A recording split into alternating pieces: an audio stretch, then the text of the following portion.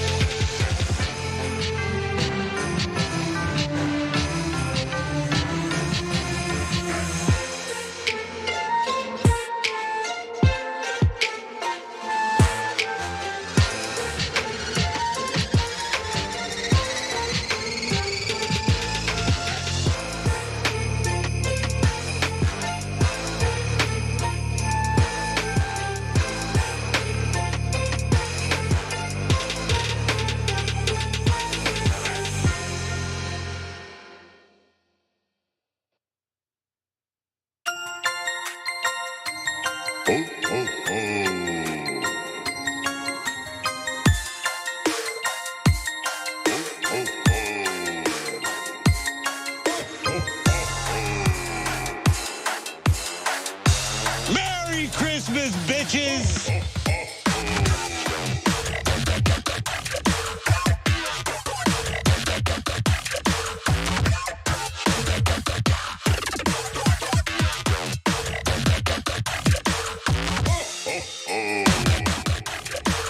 Merry Christmas, bitches!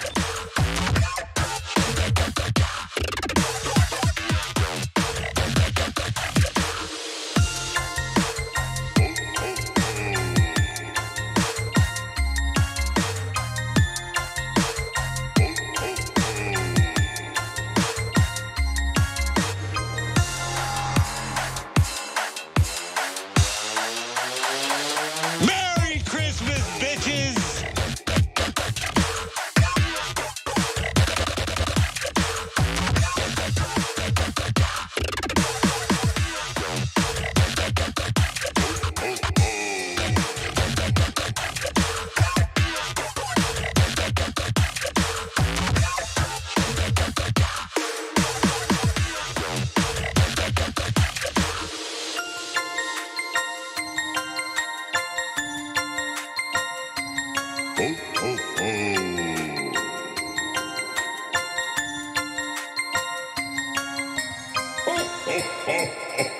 Merry Christmas.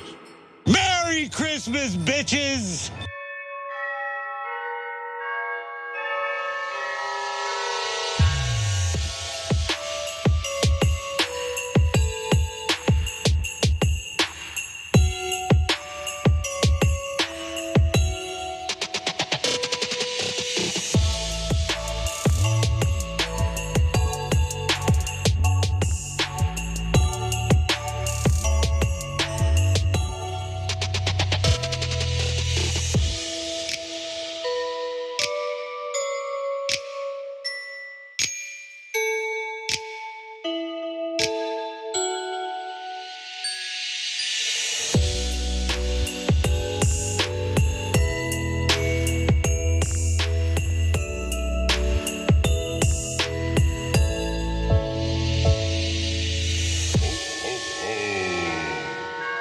Merry Christmas.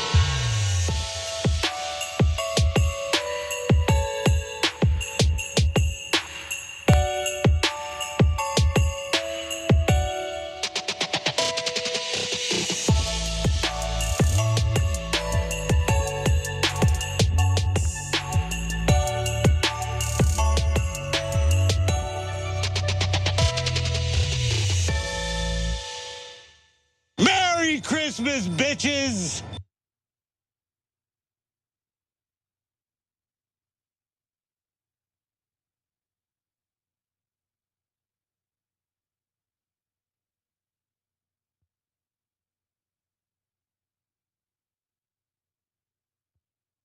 Merry Christmas, bitches!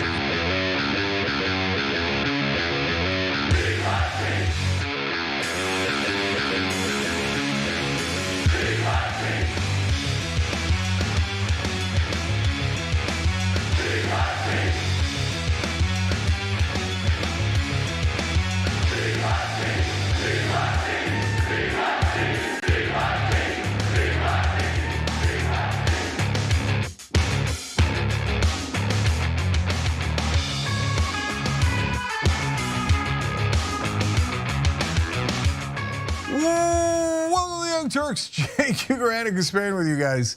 We got serious news. We got fun news. We got serious news that's fun. Wait, what? Okay, so we actually shockingly have a lot of good news today. Yeah, we kind of do. And we're gonna be doing some dunking on Ted Cruz. He deserves it. Plus, it's fun. Dunk him into too strong coffee. Yep. Not a big deal. Okay. And Merry Christmas Eve to everyone, which apparently is now a thing. Okay, I thought my daughter made it up, but I saw Jen Psaki tweeted Merry Christmas Eve. Well, I mean, if Jen Psaki's doing it, well, if there's a Psaki bomb attached to it, it must be real. Right. Okay. All right. Having said all of that, apparently, the news. All right. Big story today. Former police officer Kimberly Potter has been convicted, and she's been found guilty on 2 charges of manslaughter, both first-degree and second-degree manslaughter in the state of Minnesota. This has to do with the fatal shooting of 20-year-old Daunte Wright. Here is the judge reading the verdict, and of course you see her face and her expression as she learns that she will be spending some time behind bars. We, the jury, on the charge of manslaughter in the first degree while committing a misdemeanor on or about April 11, 2021 in Hennepin County, state of Minnesota, find the defendant guilty. And the verdict was agreed to at the hour of 11:40 a.m.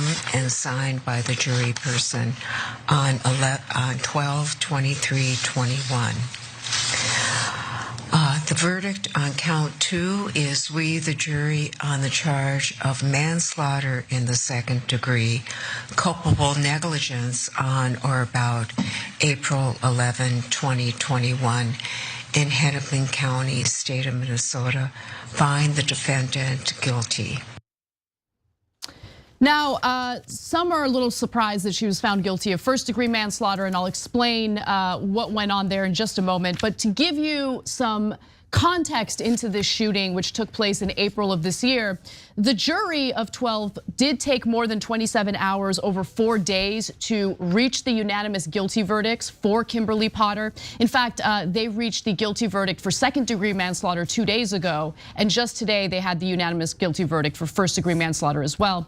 Potter is the 49-year-old white woman who testified that she had never fired her gun on the police force in Brooklyn Center, Minnesota, until April 11th, when she shot a single bullet into the chest of Daunte Wright, a 20-year-old black man who had been driving to a car wash. Now, she was taken into custody and she's being held without bail. Obviously, she's been convicted. Her defense attorney was asking that, what she did was an accident. We shouldn't put her in custody immediately. We should wait until she's sentenced. But the judge didn't buy that argument. Now, here's the reaction from Daunte Wright's family as this verdict was read. Find the defendant guilty.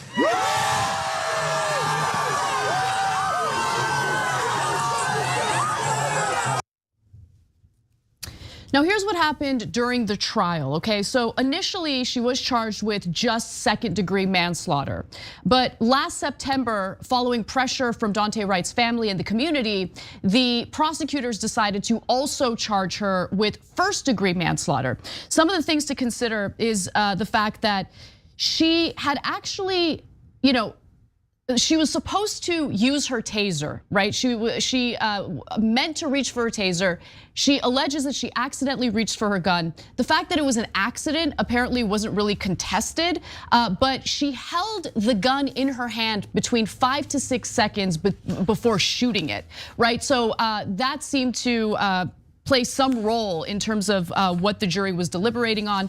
The jury concluded Potter also was a veteran cop. She had been on the force for 26 years and had extensive training with the taser. So there is a possibility, obviously I'm speculating here, that the jurors didn't necessarily buy the argument that it was an accident, considering how long she was holding the gun and how much training she had with tasers, considering the fact she had been on the force for 26 years. Now, here's what happened during that shooting. A judge had previously issued an arrest warrant for Daunte Wright because he failed to show up to a court date on a charge involving an illegal weapon, okay? So there was a warrant out for his arrest, but that is not why the cops stopped him. So Potter was actually riding with a rookie officer by the name of Anthony Lucky when they saw Daunte Wright driving a white Buick. Apparently he had an air freshener in his rear view window, which is illegal in Minnesota. And so they wanted to pull him over for that. And then they also alleged that he had expired registration stickers. Now, as the cops were trying to arrest him, body camera videos from April 11th showed that Wright had gotten back into the driver's seat of his car after pulling away from another officer who was trying to handcuff him. Potter testified that in the moments before the shooting, she had seen the third officer at the scene, Sergeant Michael Johnson, leaning into the car, and that he had a look of fear on his face. Okay, so here's how that all went down. The video is a little difficult to watch, but here's how the shooting happened. During that traffic stop in April, officers tried to arrest Wright for a misdemeanor warrant. You're under arrest, Dante. That body camera footage belonging to Officer Michael Johnson. You see him open the passenger door as Wright struggles with the officer Potter was training. Johnson attempts to put the car in park as Wright gets shot, all in a matter of seconds. And then what happened? And then I heard a loud pop. So that loud pop, of course, was the single gunshot that she fired, and that hit him in the chest and killed him. By the way, he was in the driver's side of the car, and after shooting him, he drove a very short distance, a little over 400 feet, and collided with another vehicle. So by shooting him, she put others in danger as well. Potter is heard shouting that she was going to stun Wright with her taser, but she had actually drawn her department-issued Glock. She yelled, "Taser, taser, taser," and pulled the trigger. Then, realizing that she had shot him instead, Potter shouted she had grabbed the wrong weapon, collapsed to the ground, and sobbed as she said she was going to go to prison. And so there was an argument made by prosecutors that she was more concerned about having made a mistake and how that would have implications for her future, as opposed to being concerned about killing someone and actually issuing, some care to him after he had been shot. One more video, and then Cenk, I want to get your reaction. The prosecution presenting this new video as it makes its case against former Brooklyn Center police officer Kim Potter, showing the moments right after she shot and killed Daunte Wright. Potter saying she meant to use her taser. Oh my God, what have I done? An officer on the scene fearing Potter would harm herself. Kim, I'm gonna take this but give you mine, okay? No, just let me kill myself, Mike. No, that's not happening, Kim. Apparently it was happening. Okay, I think she said she was going to prison there. She said she wanted to die, basically. Oh yeah. No, that's of course. The second officer doing the right thing there and consoling her. Okay, so guys, there's a bunch of interesting ramifications of this and reasons why it happened. So number one, Keith Ellison is the Attorney General in Minnesota. And when Keith Ellison dropped out of Congress, he was the first Muslim congressman in American history to run for the head of the DNC. I thought, well, that's a bold move, and I doubt they'll let a progressive be the head of the DNC. And then he had a big lead, and as with all progressives, all the establishment spent time, money attacking him, used the press to attack him, and then they basically stole that election from him. Okay, you can say they won it, you can't say they won it fair and square, but they put in a corporate lackey who did nothing, and you did the usual. Oh, and Keith Ellison will help us, and he'll be vice chair, whatever the hell BS title they gave him, and it was pointless. And so then eventually Ellison, frustrated, realizing they had screwed him, and that they did not intend to lead together with him. That was always a trick. I can't believe any progressive ever falls for that. Anyways, decided that he was going to run for Attorney General in Minnesota. And I thought that was just a bizarre choice, to be honest, okay? Boy, was I wrong. Keith Ellison going to Minnesota to be Attorney General has made a gigantic difference. Look, you can put progressives anywhere and sometimes it makes a huge difference. The George Floyd death and Derek Chauvin's trial, Minnesota. Potter's trial, Minnesota. Justice, Minnesota. Justice in both cases. Would a regular, either Republican or establishment Democrat have pursued those cases as aggressively and as competently? Well, it would be borderline shocking. So if Ellison hadn't gone there, I don't know that we would have gotten either of those convictions. So I want to thank him for doing a bold and apparently really smart move that made a big difference in the country. Now, I think the most important part of this trial is the message is now getting very clear to police across the country. When you go to shoot someone, you better be careful, okay? Because cops will be absolutely outraged by this decision. And by the way, they are already in Minnesota and elsewhere. And her supervising officer is now no longer at that position because he refused to fire her. And he said in the trial she did everything right. How could she have done everything right? The guy is dead. He said, oh, that's exactly a police procedure. It's exactly a police procedure to kill people. It's absurd. It's insane, right? And here is a jury of her peers saying, no, that was not right procedure. That guy who shouldn't have been dead is dead because of your negligence, which led to this manslaughter. Yes, and hold that thought because I want to add some meat to what you're saying. While her superior, who refused to fire her and then later stepped down because of his refusal to fire her, argues that she did everything right and she followed protocol. The prosecutors actually made a convincing argument that it is not protocol and she did not do the right thing. Let's go to graphic 5 here, where the New York Times reports that prosecutors argued that Potter, in meaning to use her taser, had consciously risked harming Wright because her police department's policies warned against using a taser on someone who is driving a car. So the argument that they're making there is, even if she didn't make that mistake of using the gun instead of the taser, she wasn't even supposed to use the taser because of the fact that Wright was behind the wheel, right? And she could have actually caused harm to others in deploying any kind of weapon.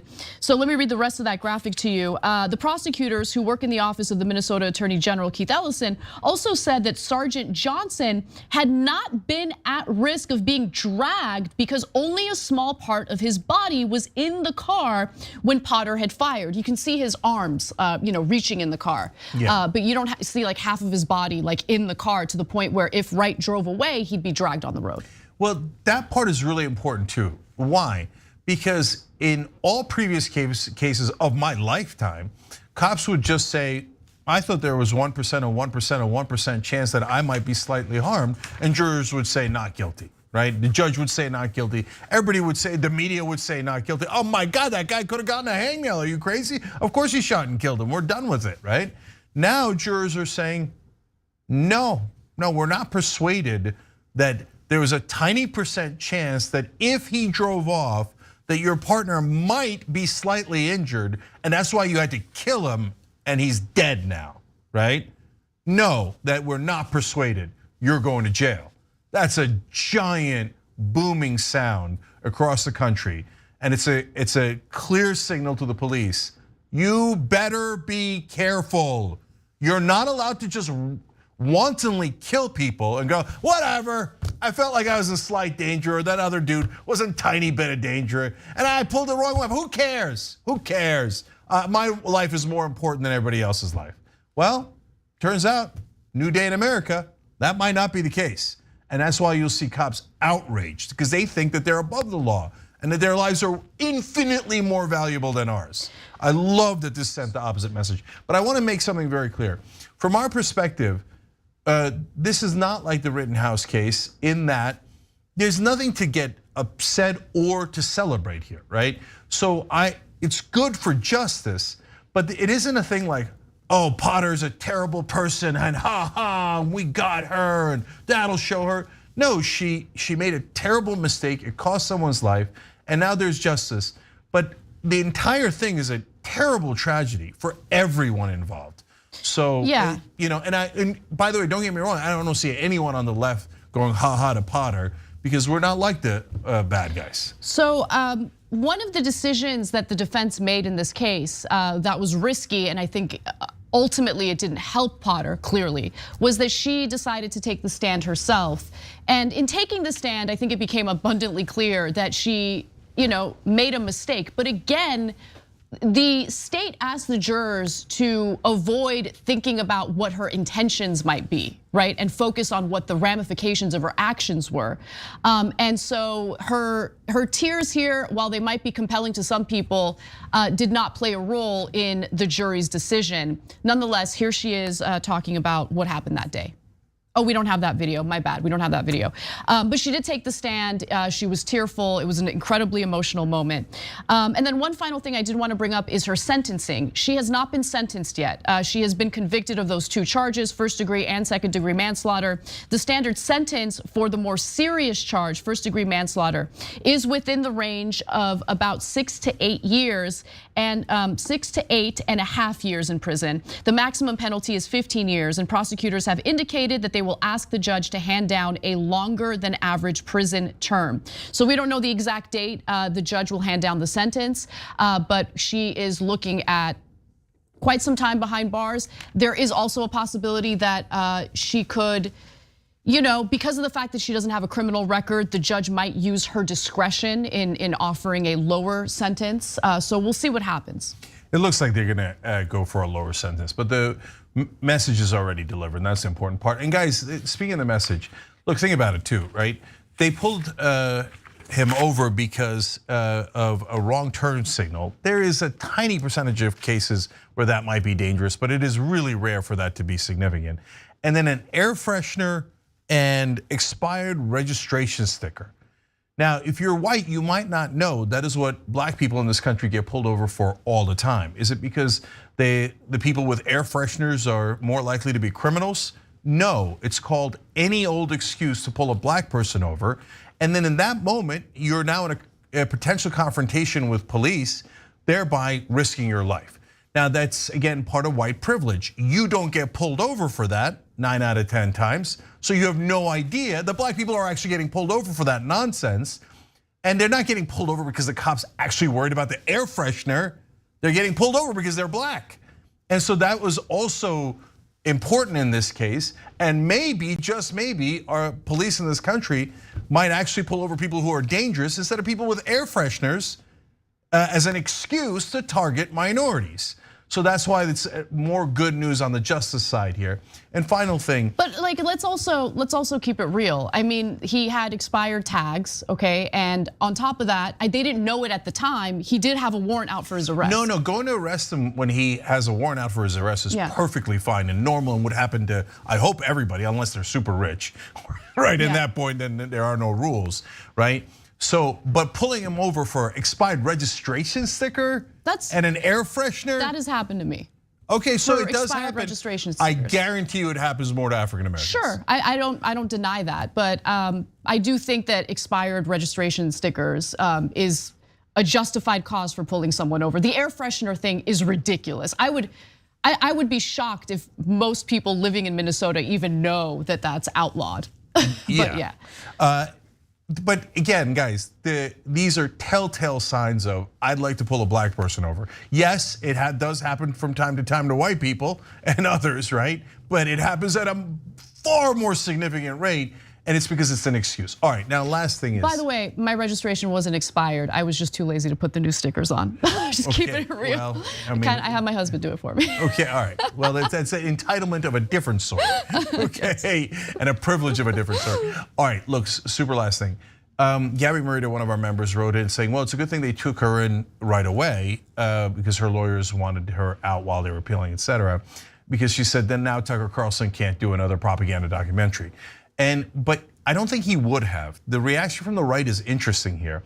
Rittenhouse was celebrated as a hero. She was kind of left on her own and didn't get a lot of support, even though her case is arguably, as good as Rittenhouse is, right? I mean, in the past, the cop makes a mistake, the right wing would have been all over celebrating her. So I thought it was curious that they didn't. Here's my theory on it, for what it's worth.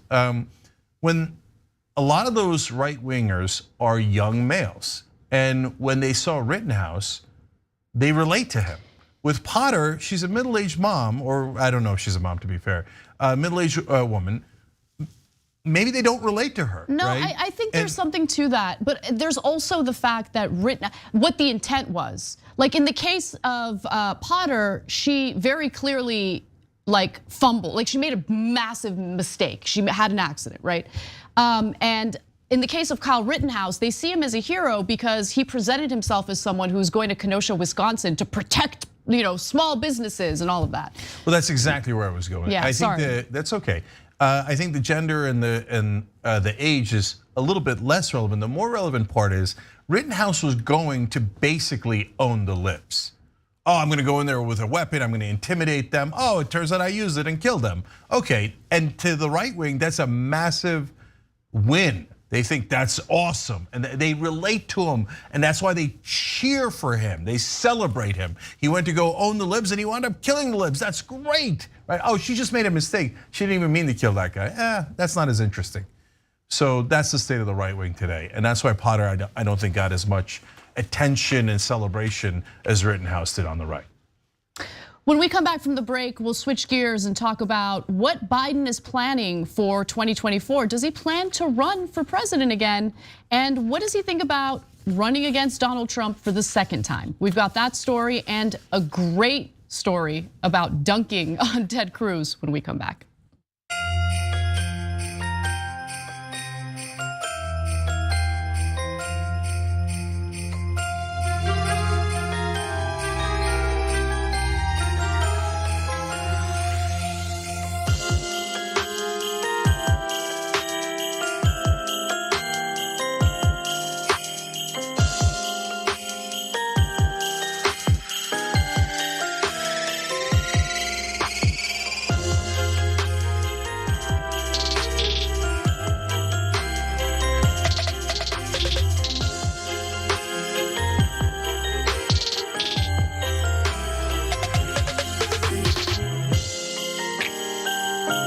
All right, back on TYT here. So first of all, it's not too late to get a tyt.com/gift as a basically membership as a present for Christmas. It's too late to order things and have it arrive on time, unless it's digital, in which case it'll arrive instantly. And also happy Festivus, and maybe that's a way that you can share your grievances with your loved ones.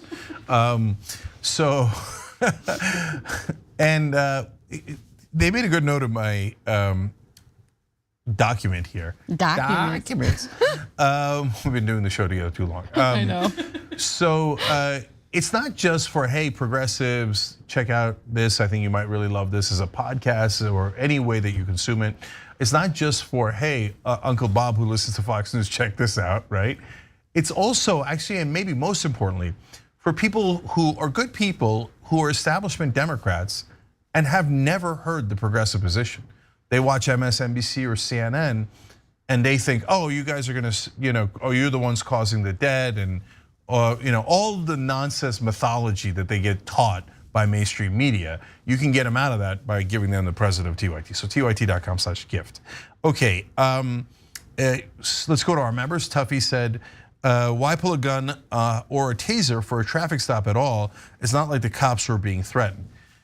Yeah, so, well, by their own guidelines, she shouldn't have even pulled a taser in that situation, let alone the gun. But at the same time, to the point that Anna made, he did have a warrant out for his arrest, and he was not complying with orders. So if they had just wrestled him to the ground, that would have made sense to me if he's not complying with orders. But so it's not like you should never use force under any circumstance. The question is proportionality, etc. Exactly, okay? Yeah. Future in Doubt says, so after this verdict and the others recently, are we going to see more prosecutors have the testicular fortitude to actually charge cops for wrongdoing, even if it isn't murder, like the baby steps, but more is I like the baby steps, but more is needed, they added. Okay, that was also mentioned in the New York Times piece, that now with these convictions, prosecutors might be more confident in pursuing charges like this, because there's another factor you should be aware of. Prosecutors care a lot about, you're gonna be shocked to find out, themselves, their own careers and their win-loss record. If they bring charges against cops, they're more likely to lose and burn bridges with the police department. That's why they don't bring a lot of those cases. Now it looks like they can get more wins, they will bring more cases. And so that's another reason why this is a great moment, and thank you for the smart comment. Froggy says, Ellison is our Minnesota hero, furthering justice at all levels every day. We're so fortunate to have him back in the state. That's a great, hopeful message. Appreciate that. Madam Rochelle said, unfortunately, I worry that the only message the police are going to get from the Potter case is that the biggest mistake isn't pulling a weapon like a Glock or taser, but admitting guilt. We might hope it's the latter, but I worry it's the former. But either way, we had justice here, and I think the message that was received by police, whether they like it or not, is, again, no matter what, you gotta be careful. Don't shoot people.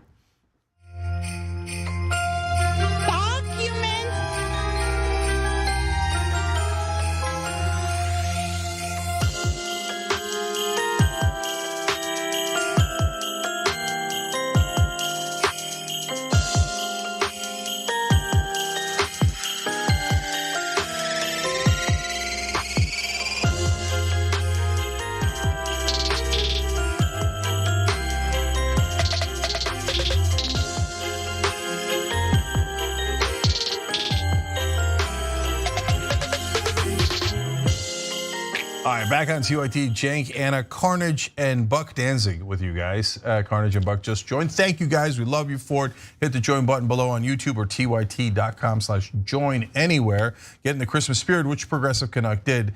Thank you, we appreciate your generosity at using Super Chat on YouTube like that.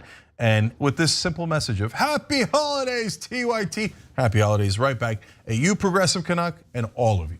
All right, Casper. How does Joe Biden feel about running against Donald Trump for the second time? ABC's David Muir asked him that question, but before we get to his answer, is Biden planning on running again in 2024? Let's watch. You said you would absolutely serve 8 years if elected. Do you plan to run for re-election? Yes, but look, I'm a great respecter of fate. Fate has intervened in my life many, many times. If I'm in the health I'm in now, if I'm in good health, then in fact, I would run again. So let's talk about that before we get to his feelings about running against Trump again. I mean, on one hand, I get it. What else are Democrats gonna do? Are they gonna have Pete Buttigieg run? Oh, by the way, yes, but you keep going. I mean, I think that they, played around with that idea, but really, Pete Buttigieg? No, they believe Pete Buttigieg would win easily. Then why don't they have Pete Buttigieg run? They might.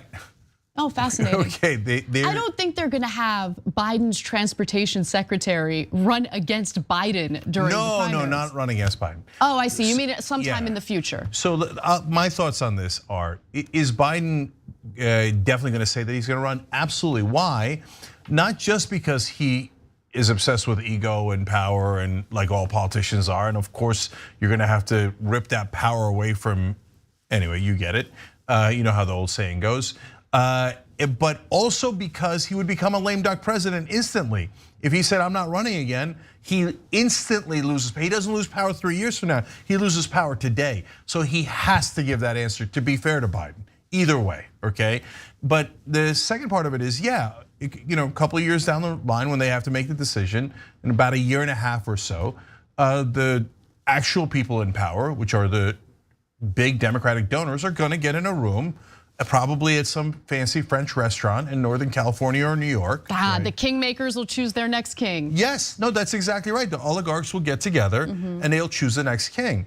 And that's how they chose Kamala Harris as his VP. That's how they chose Biden once they thought Bernie was gonna win.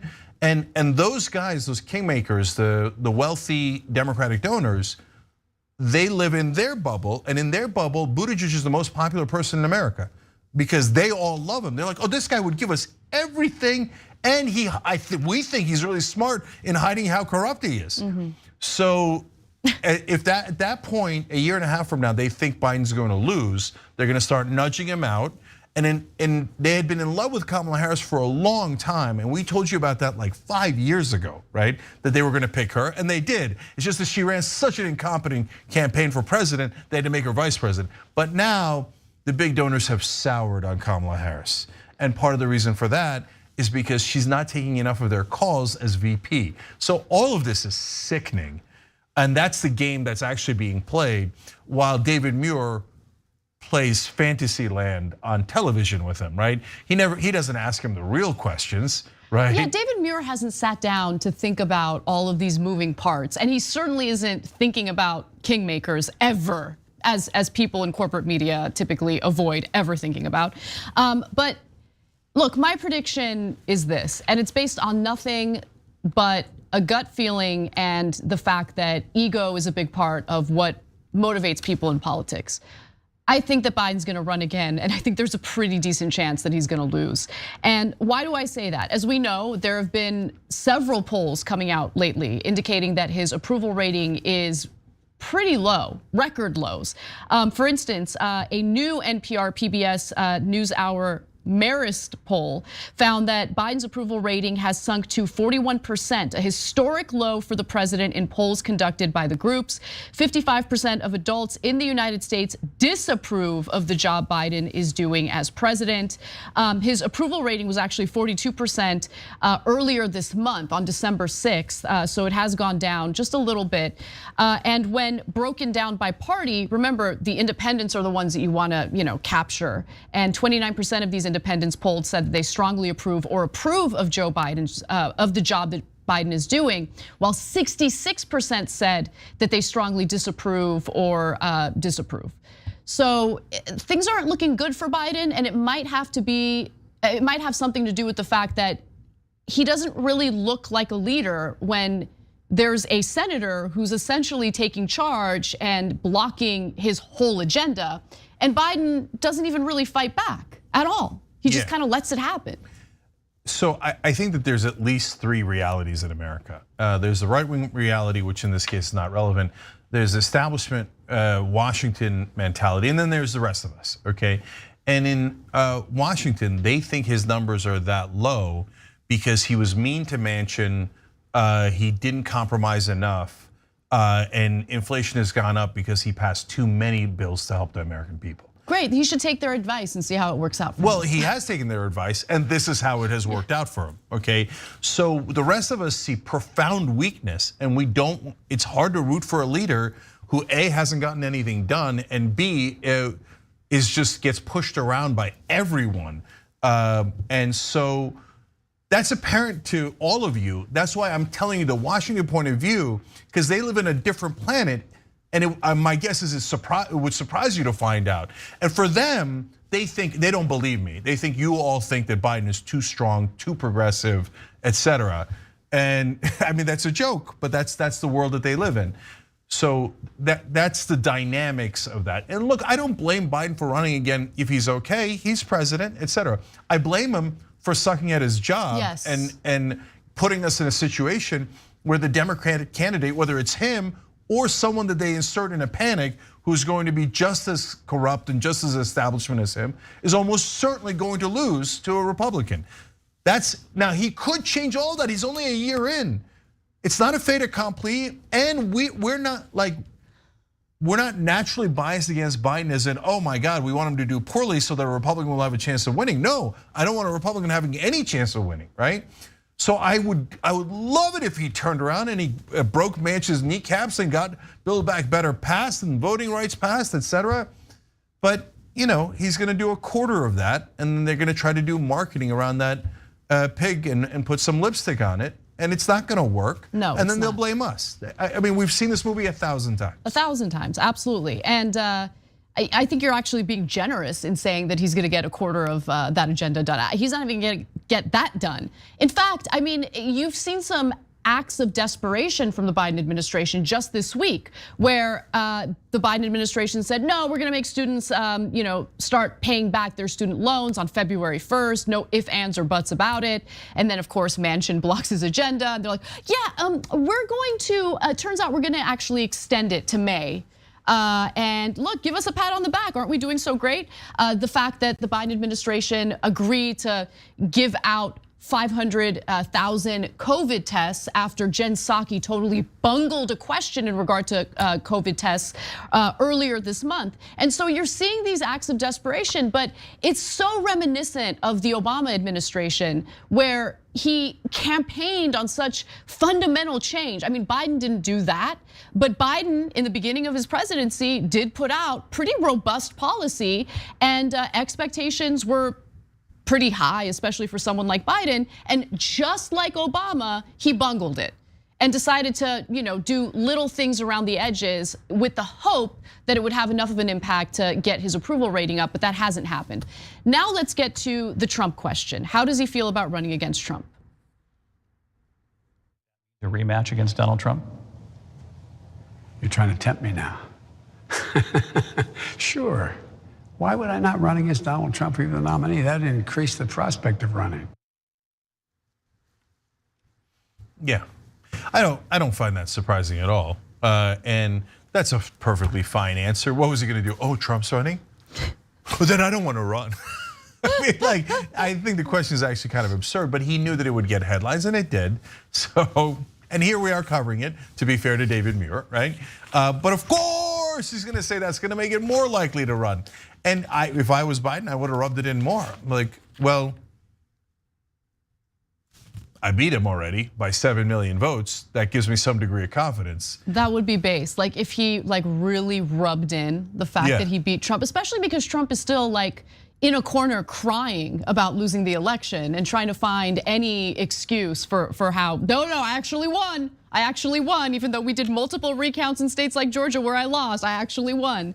I mean, it's embarrassing, so it'd be fun. I would actually have a tiny bit more respect for Biden if he was willing to rub it in. Oh, 100%, but not just because it's fun or it's a nice way to vent and Trump, but it's also could be strategic. You say, hey, listen, I beat the guy by 7 million votes. You can cry all day long about electoral college and this and that, but 7 million votes is 7 million votes, and so that's an ass whooping. So if he'd like that again, I'm here for him, okay? So now, why do I say that's strategic? Because then I guarantee you that Trump will pretend that the margin was actually of cheating was over 7 million votes, which is even more preposterous, right? So right now, it is true that actually Biden only won by 43,000 votes in 3 states because of the Electoral College. The popular vote he won overall in the country by 7 million votes. So it was actually a very close election, but not in the popular vote. And so if you rub it into Trump, instead of Trump pretending that they cheated by 43,000 votes, he'll then start pretending that they cheated by 8 million, 10 million, 100 million votes, right? And he'll look more and more ridiculous. So, but Biden couldn't begin to understand strategy like that if his life depended on it. This is beside the point, but let's just agree moving forward that we're more careful with our wording, because the phrase "rub it into Trump" makes me very uncomfortable. I feel violated right now. Okay, I got nothing to say about that. All right. All right, let's just take a brief break, and when we come back, honestly, the story involving Ted Cruz that I've been looking forward to sharing with you all day. Come right back.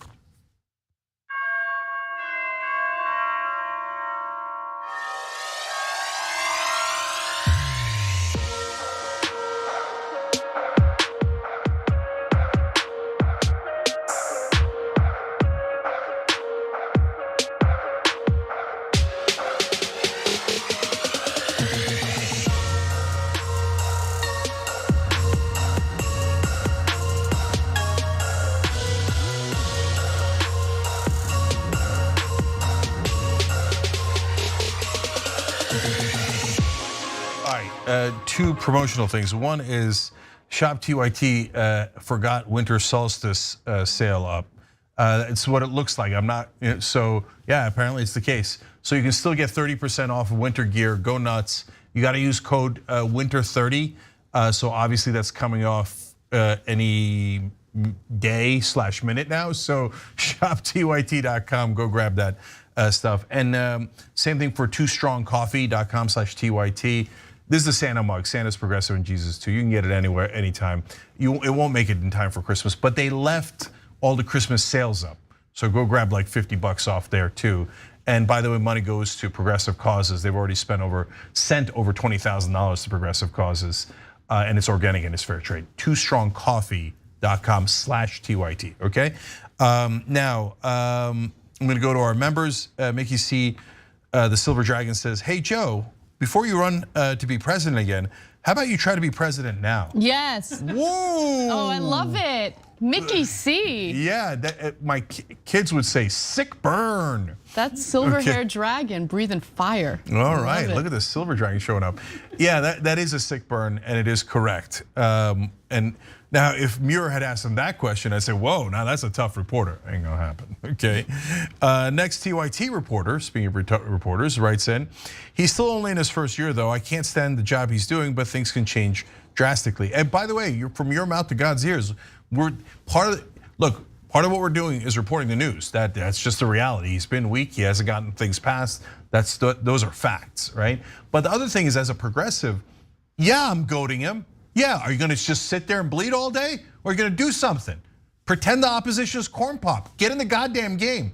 Not because I don't want him to, but because I want him to. I want him to fight hard, and I want him to pass not just progressive priorities, but things that are gonna make a difference, like voting rights. If he doesn't pass voting rights, by the way, he will be not the worst president of my lifetime, because Trump and Bush were so awful, it's not even close. But he would be the weakest president of my lifetime by a lot if he couldn't get voting rights passed. What could he do, Cenk? He doesn't have the votes. Yeah, well, no, that's just pathetic. I could talk. You know what? We're going to do Power Hour tonight with Nina Turner. We're going to talk a lot more about that, what you could actually do in that case. All right, Approval writes in, Washington has a point of view of what the powerful tell them. They don't like inflation, makes their bank account less valuable. So true. Withdrawal from Afghanistan makes defense contractors less lucrative. Yeah, I did a story. I saw a story about how children in Afghanistan are starving now. Children in Yemen have been starving for years because of us. There's no stories about them on TV, but the defense contractors want to go back into Afghanistan, so all of a sudden they discover the children of Afghanistan. But it's continuing and listening to anyone who could possibly get more tax money from them. So that's what the public's going to get to hear. You're again 100% right, smartest audience in the world, and that's the point of view of the corrupt in Washington. Chaplain Fred said, Anna, Cenk, it really breaks my heart to see this former cop being convicted, but man's justice will not be as forgiven. It was a nonsensical act. So thank you for writing in. We'll be right back. Corn Pop was a bad dude, and he ran a bunch of bad boys. Joey, baby.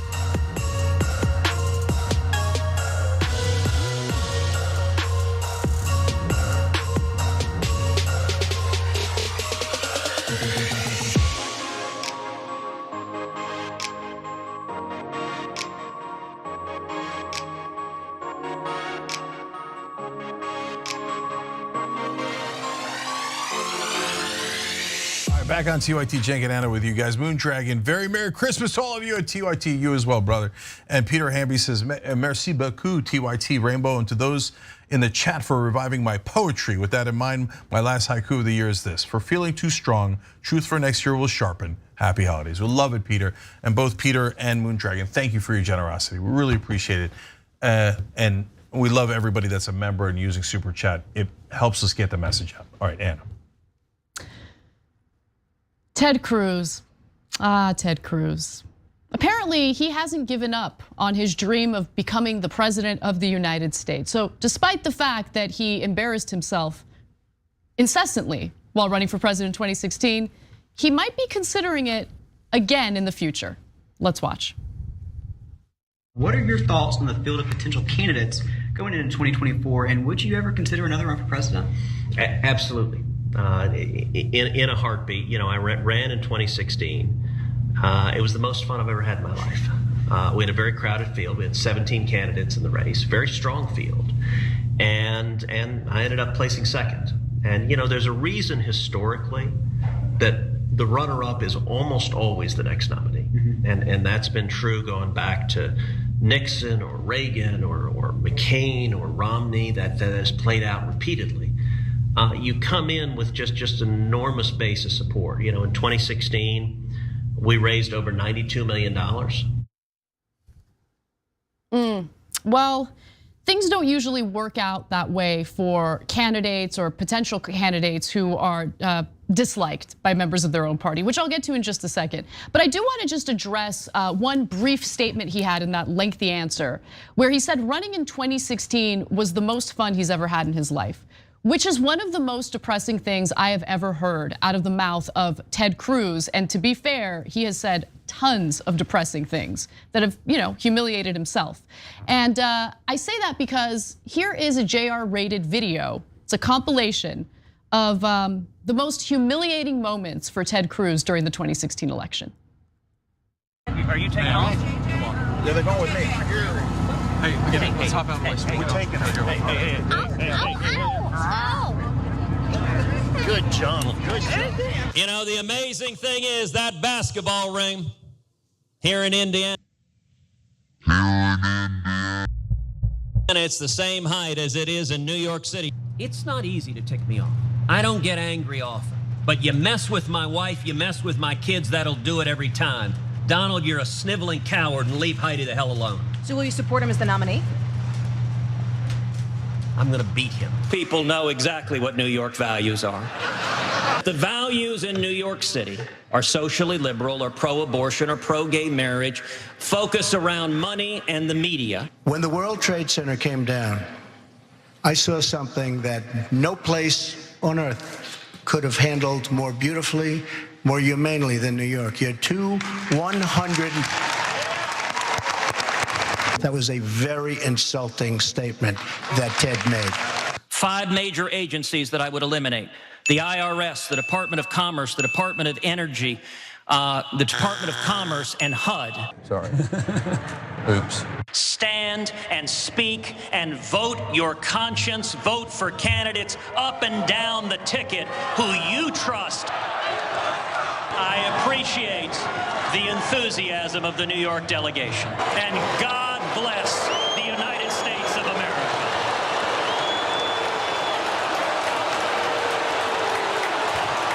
You hear the boos for Ted Cruz over there. That pledge was not a blanket commitment that if you go and slander and attack Heidi, that I'm going to nonetheless come like a servile puppy dog and say thank you very much for maligning my wife and maligning my father.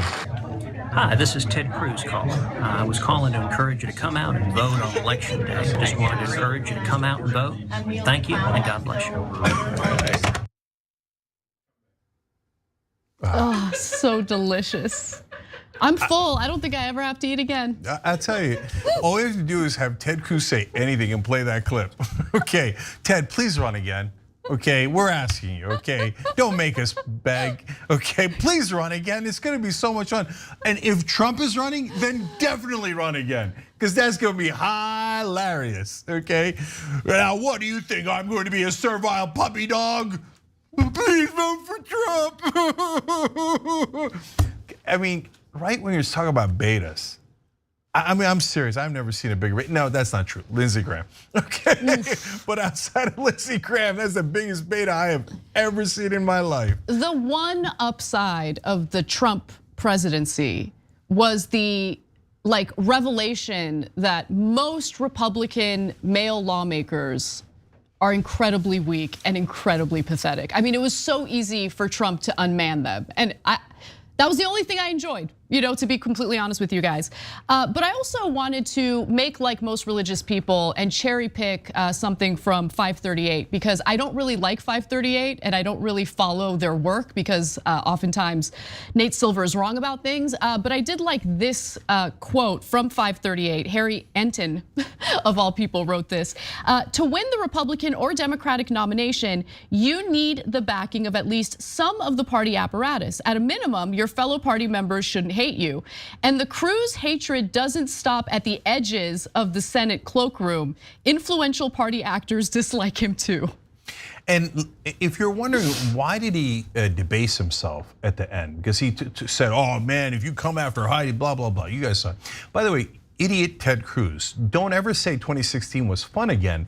You're inviting everyone to say he called your wife ugly and he said your dad was a murderer, and then you licked his boots. Which part of that was fun, Ted? I mean, was that fun? Does that picture look fun to you? It's so obvious that it just as a political matter, you should never refer to 2016 ever, let alone as fun if you're Ted Cruz. I just want to be careful because humiliation is a kink for some people. That's a good and point. I don't want to kink shame. We're not kink shaming. So okay, yeah, we're not judging, Ted. Hey, listen, you like being under a boot, that's your call. Okay, but now to the point about how even party members don't like him, that's not as relevant. But what is relevant is party donors. And so if you're wondering why he turned into that puppy dog after he talked so tough, it's because that speech that JR had in that compilation was at the convention where he said, go vote your conscience. And he did not endorse Donald Trump, even as late as the convention back in 2016. What happened next is what changed his mind. So he goes upstairs to the Mercers. They were his largest donor. Remember how he mentioned the $92 million in donations? The Mercers alone gave him 13 out of the 92, okay? And he goes up to their suite because of course they've got like King Palace at the convention, and they slammed a door in his face. And he was like, what happened? They're like, no, you lost and you're our dog. Now Trump won, we're supporting him because he's gonna give us tax cuts. Now you kneel, dog. And that's when Ted Cruz showed his true colors and he became this dog for Donald Trump because the donors told him to. And then at the end, he has the temerity to brag about the $92 million he had in bribes. He said, oh, I had a strong base of support. I thought he was gonna mention the voters. And he's like, no, I got $92 million in bribes. And I will do anything for those guys, and I proved it. I licked Donald Trump's boots with my tongue after he insulted my wife. I mean, I work for the donors better than anyone. Congrats, Ted. That doesn't really give you strength. You look incredibly weak there. This is, by the way, I do want to go to the tweet that Trump had put out there, which of course was meant to insult his wife and compare Ted Cruz's wife to Melania Trump. It's just no need to spill the beans. The images are worth 1,000 words. And I can't imagine being married to a man who refuses to defend me, like really defend me after, like he went phone banking for Trump after that. It's amazing. Anyway, we do want to ask you a question, and we might have primed you a little bit for this poll, but we do want you to be independent thinkers and answer this question. Go to tyt.com/polls. Does Ted Cruz have a shot at winning the 2024 election? Yes or no? Yeah. Well, look, guys, honestly, there is one caveat there, which is who's running, right? They're all going to be, if it's not Trump, then it's a free for all and anybody could win. But I'll just say this last thing. He oozes weakness and has no idea because he's sitting there, even when he was talking about how he came in second, he's like, look, I do historically when Romney came in second and then I'm second and then, then the next person, no, the right way to do it is go, am I gonna run? Well, of course I'm gonna run. I almost won last time. Why wouldn't I run this time, right? And that's because I kick ass and people really like my policies. And that's why I have a strong base of support among the goddamn voters. That's how you do it. Not like, give me a second, hysterically, he doesn't have it in him, Cenk. You know it. You know it. He just doesn't. Like even if that was the message you wanted to send, he doesn't have the capability of making a strong statement like that. That's true, but I really wonder what would have happened if Trump never ran at all, right?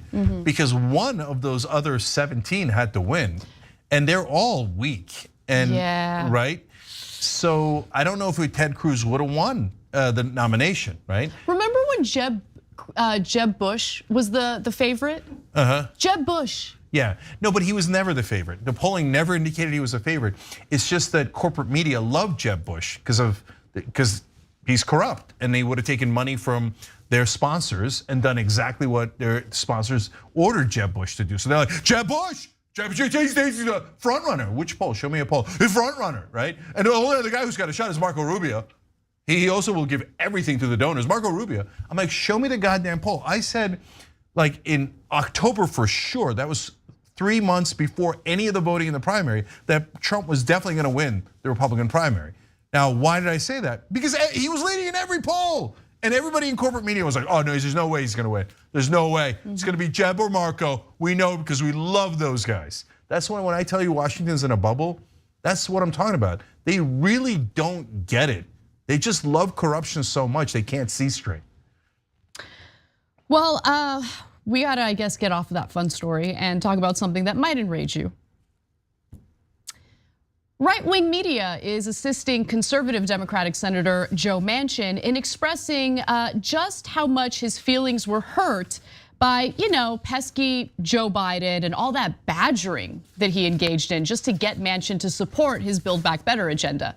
Now, of course, I'm being sarcastic when I mention the badgering because Biden barely did any fighting for his own agenda, barely applied any pressure to the likes of Joe Manchin to get him to vote in favor of the Build Back Better social spending bill.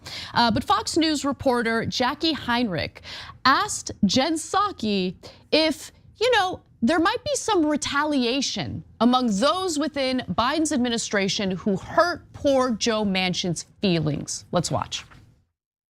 We now know that he ultimately pulled the plug in that interview on Sunday because he was upset with White House staff naming him singularly in the Thursday statement from the president. And we've been told about some of his objections to that were shared with the White House. Has the staffer who is, we suppose, responsible for putting his name in there, have they faced any retribution for this or been spoken to about it? Jackie, I haven't seen all of the comments that Senator Manchin has made on this. I know that there's been reporting on this, but I haven't seen him speak in depth about the specifics of what has upset him. I can dig further if that exists out there beyond the reporting. But what I would tell you is that we have been working with Senator Manchin for months now. The president has known him for years. Many of the White House senior staff have known him for years as well.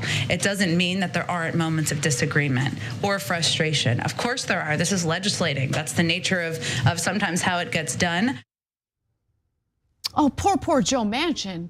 Won't anyone think about Joe Manchin's feelings, please? I mean, yes, there's starving Americans out there, people dying on sidewalks because they don't have housing, but poor Joe Manchin's feelings, Cenk.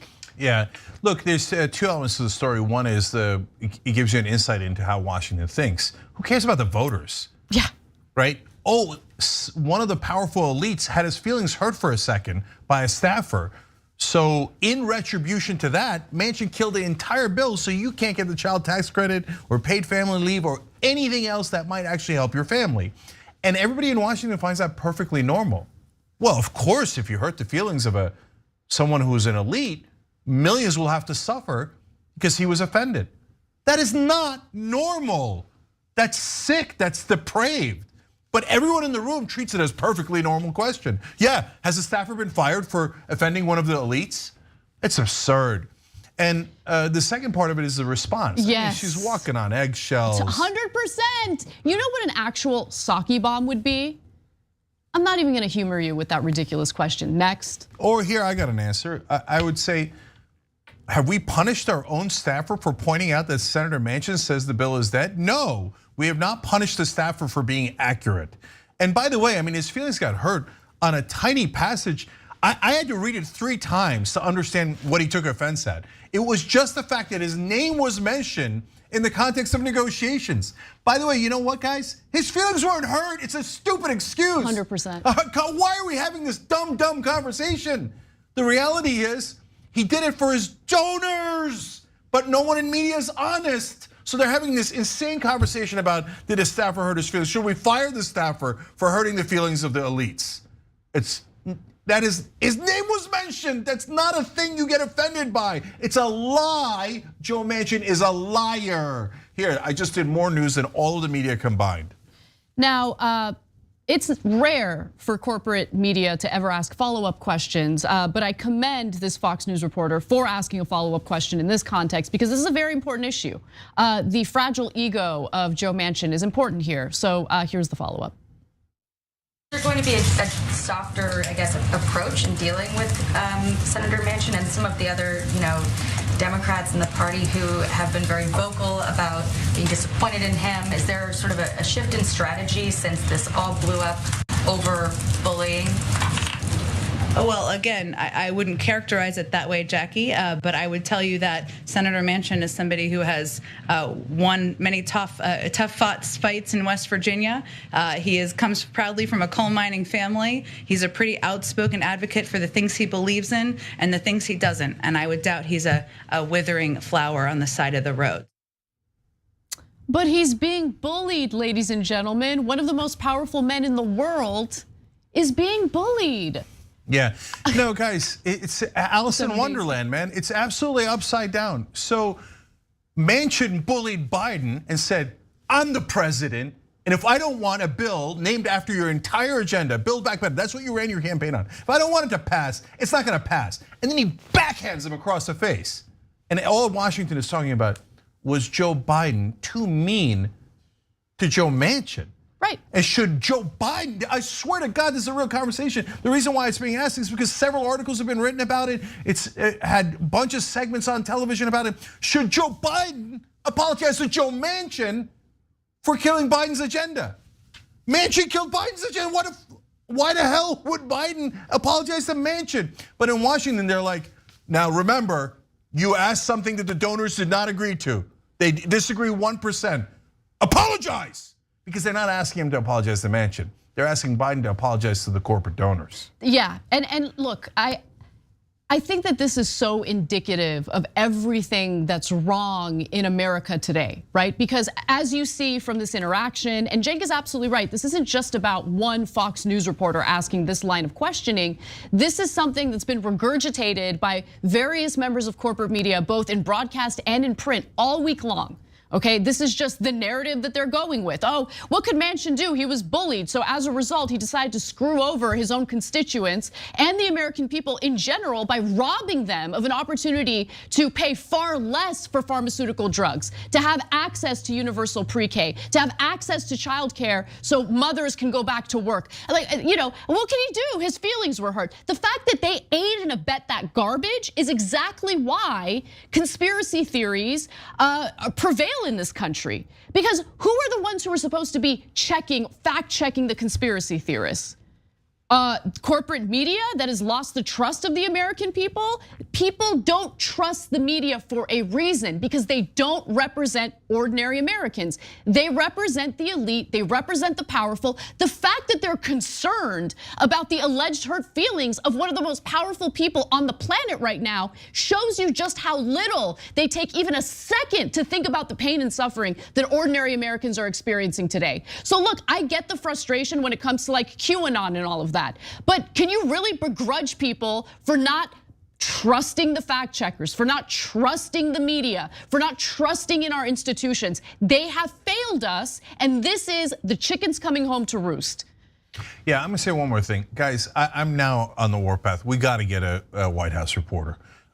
So if you can help out, tyt.com/change, become a member, do whatever else you can, all right? Because imagine if the question was from a TYT report, and the question was, Joe Manchin says that his feelings were hurt because his name was mentioned in a press release, and that's why he's denied the child tax credit.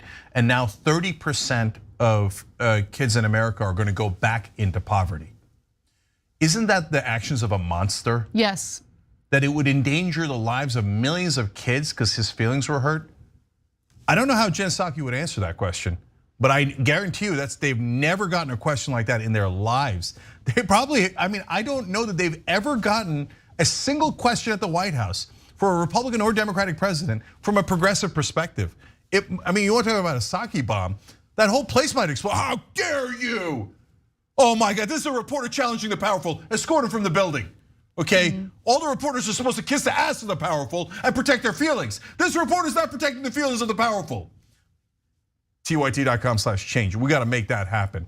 I want to see them humiliate themselves by saying you shouldn't do reporting and hold the powerful accountable, because they will say it. When we come back for the second hour, we'll talk about local lawmakers in the state of Oklahoma banning or limiting, I should say, any education on slavery, because of course we knew it was going in this direction. We'll be right back.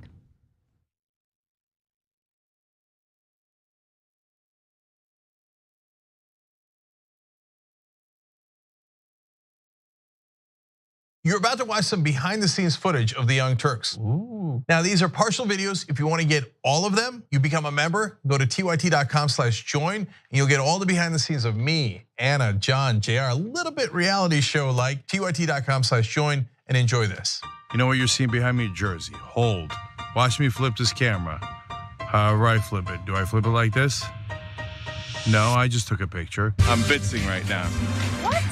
Behind the scenes. Oh, okay. For members? I don't have my face on. She doesn't have her face on, folks. Oh, that's JR's ass right there. You can't take 5 minutes off, can you? No, I can't, Johnny Pie. I said it was live stream, but I was lying. It's not a live stream. It's just for members. Bitsy, this is my cat. You know what his name is? Kiki Cat. Animals are innocent. Control room and the insanity is obviously there. Right now, as you can see, I'm directing or tech directing. I'm so happy to be here. This is what like a Labor Day beard looks like for Jank. Man, you're a Young Turks viewer if you recognize me like this. Oh, thank you. You are the one person in my life I would love to meet. What's going on, guys? This is a Bitsy or a BTS or behind the scenes with Hassan Piker, aka Woke Bay. Oh, hi. I didn't see you there. I have finished my show, The Damage Report, and now I get into a really awkward time of the day. When I'm sitting, the control room is right there. So I can see Bart. This is the Pittsburgh office, by the way. I'll refer to often as the boiler room. You see how it's ripped? Is it super unprofessional to wear that at a business meeting? Or am I like cool, rebel? I just finished doing the power panel and I'm fired up. What do you do for TYT? Not a whole lot. If you're frantically tweeting at us that something's broken, thank you, because I'm fixing it. And thank you for being a TYT member. Super last thing, because there's always got to be a super last thing. Oh, that was disastrous. This has been behind the scenes, behind the scenes. Welcome to Indisputable. I'm your host, Dr. Rashad Richard. We got a lot happening today. But what do we do on this show? We tell the truth. You know why we tell the truth? Because the truth is simply indisputable. Rashad, great to be here. Congratulations on the new show. And I gotta let everybody know that Rashad and I go way back. Here's the pattern that we see in all of these Karen stories. They think they own stuff they do not own. Now, where does that come from? I don't know, maybe slavery. Maybe they think they should still own black people. This is what happens when Karens weaponize the police. When you're used to privilege, equality seems like oppression. It hits you in a certain way when someone is holding you against your will, treating you like you're a criminal and you're an innocent person. This is something that black people face no matter where they are. A stronger black economy lends itself to a stronger, greater economy. Don't think it's exclusive of you, it's inclusive of you. What's your beef with critical race theory? It adds more fuel to the fire of the racist tendencies that we already have. We have a generation of problem solvers that can remedy the problem if they are properly taught what the problem is. You know who created redlining in this country? It was the white liberal. I don't give a damn who created it. If it's a racist policy, Shelley, here's what I don't know. I don't know. See, there you go filibustering, brother. You're scared of this truth, but you're gonna get it, though.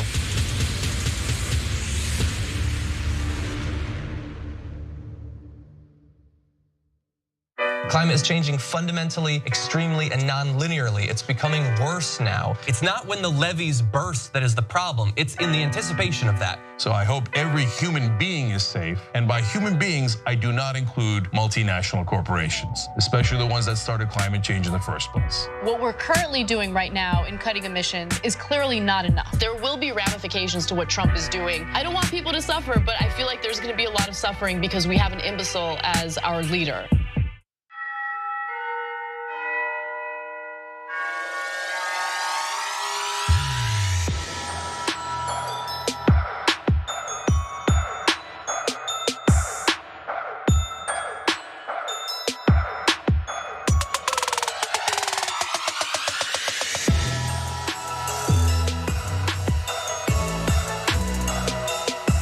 Back on TYT, Cenk and Anna with you guys. And Jack Strax, who wrote in on Twitch. I wore my new TYT shirt to the movies today, and the guy who scanned my ticket noticed and said, I love TYT. We are everywhere. I love that message, Jack Strax. That's great. And by the way, good moment here to do the winter solstice deal at shoptyt.com. Get lots of positive comments, make some new friends, okay? In order to get the 30% off, use the code WINTER30, WINTER30, okay? Enjoy that, guys. I think it's probably, if not the last day, one of the last days for sure. All right, Anna. All right. Labor militancy is continuing now with several Amazon warehouses experiencing a work stoppage after workers walked off the job. Now, several dozen Amazon workers at 2 separate Chicago area delivery stations staged a walkout to demand raises and safer working conditions, making it the first time the tech giant has seen a multi-site work stoppage in the United States. And let's keep in mind that this work stoppage began 3 days before Christmas, and the workers, I think, of course, did this strategically in order to apply as much pressure as possible, as of course people are looking to get their Christmas gifts and Christmas stuff in time. Now, organized by the labor network Amazonians United, the walkouts occurred during the morning shifts at the company's DIL3 facility in Chicago's Gage Park neighborhood and at the DLN2 warehouse in the nearby town of Cicero. Amazonians United, by the way, is a solidarity union of Amazon workers, and it's scattered across the country. They are not recognized by the NLRB, but they are doing that as a strategy to be more effective in essentially mobilizing workers and organizing with them to make strikes like this or work stoppages like this happen. So Ted Min, who is one of the sortation associates at Amazon, that's one of the titles there, says we've been underpaid, overworked, and also unsafely staffed going on months now. We tried to raise these issues with management, but they've effectively dismissed our concerns. He also says that at his warehouse in Gage Park, 65 out of an estimated 100 workers signed onto a petition demanding a $3 an hour raise and also safe staffing. The petition was delivered to management a month ago, but the workers never even received a response. They're not taking us seriously, so we're walking out, he said. And I also want to remind you all that, the terrible tornado which destroyed an Amazon warehouse recently led to 6 Amazon workers dying. But that's not the only time Amazon workers died on the job. In fact, we had covered the unionization effort in Bessemer, Alabama, which had ultimately failed. They're going to hold the union election again because the NLRB found some issues with the way that Amazon was treating the employees as they were making those efforts initially. But we're also learning about people who had died at the Bessemer, Alabama warehouse. Let's go to the last graphic here. 2 Amazon workers died within hours of each other at the company's Bessemer warehouse last month. One was denied sick leave before suffering a fatal stroke. So that's the most important one. Look, people can die at work, it happens, right? And it's a big country, etc. But 6 people dying in the same warehouse, which is not that big a warehouse, in Bessemer, Alabama, is weird. Okay, 2 dying on the same day, and then that now, wait a minute, that looks like it's statistically significant. What the hell is going on there? But the most important one is the last one that Anna read to you guys. They ask for sick leave, they're denied, and then they have a stroke. No, then there's something wrong with how you're doing this. If the working conditions are too brutal, and in a sense, when they say you're killing your employees, there's a little bit of truth to that. But look, Amazon has so much power, and our government does nothing. And I love Amazonians United because I'm worried that the old unions are very ossified and are not being very effective in fighting against corporate power. So Amazonians United is like, you know what? We're going to start literally uniting these workers, no matter what. When they signed up, they didn't sign up, they paid dues, they don't pay. I don't care. I'm going to bring them together to try to get leverage and fight for them. I love what they're doing. Yeah, and look, I think this is a continuation of what we've been seeing in so many different cases, right? So another story that we covered just yesterday was the outcome of the Kellogg strike. And honestly, those are the stories that are inspiring me right now because the workers were able to secure pay raises. They were able to do something about the fact that Kellogg's wanted to have like this two-tiered system with legacy employees who would get paid far more than new hires. And they didn't want that division within the workplace. There was a period of time where Kellogg's was threatening to make the scab workers permanent. And luckily, Kellogg's was able, the union representing the Kellogg's workers was able to effectively push back against that. And look, I give you this example specifically because what are we gonna do? We're gonna wait for Democrats in Congress to pass a federal minimum wage hike? They failed. They failed. The only place that we're seeing any success right now is workers standing together in solidarity to demand better working conditions and better pay. To give you a few more details about the work stoppage in Illinois. So there's the Cicero station that I talked to you about earlier, right? So the DLN2 delivery station in Cicero, Min, the worker, explained that management explicitly had promised them double pay for those who worked on Thanksgiving, but only gave 1.5 times pay. He also said that new hires at the facility did not receive a promised $1,000 sign-on bonus. The Cicero workers say they are demanding a $5 per hour raise and a return to 20-minute breaks, alleging managers recently reduced their break time by 5 minutes.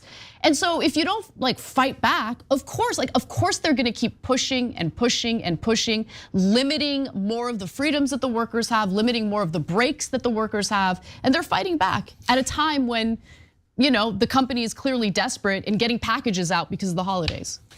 Yeah, I'm actually a little bit surprised here. I'm not surprised by corporate abuse almost ever, but I am in this case. But that's because there's just no cops at all to regulate them, right? So saying I'm gonna give you a $1,000 bonus and then they sign up and then go, I was lying, I'm not gonna give you the bonus. That's unbelievable. Saying, oh yeah, I'm gonna give you this raise or pay you double if you work on Thanksgiving, and then go, sucker, I'm not gonna give you twice as much, I'm gonna give you 1.5. I don't think I've ever seen that before. And America's, I know, gotten more and more brutal, but wow, and a lot of you are going, Cenk, you're so naive, management lying to you, that happens all the time. I guess, I don't know, I didn't work at those companies, and I'm just amazed by how brazen it is. But think about it, what are the consequences? What are they gonna do? There's no union to protect them. There's no government to protect them. If they go to their representative actually is a good progressive, Chuy Garcia, but he's fighting against the corporate machine. All of his Democratic colleagues are like, Amazon?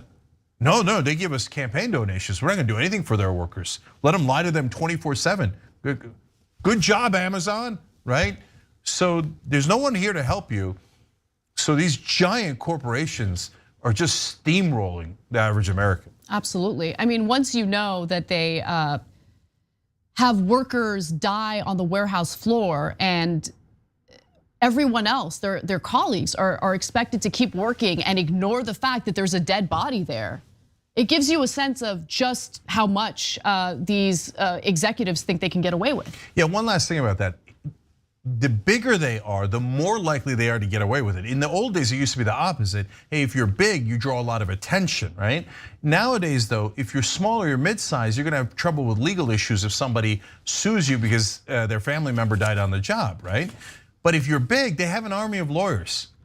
So Amazon's like, yeah, we already figured that into our budget. It's no big deal at all. There's no way you're gonna beat our army of lawyers. We'll drag it out until you're broke, right? So they wind up having more power. That's when the government, your representatives, are supposed to help you. But they know that there is no cavalry. No one's gonna come to help you. That's why there are no rules left anymore, and this is what's happening. When we come back, I'll share a story of a surprising love fest involving both Joe Biden and Donald Trump.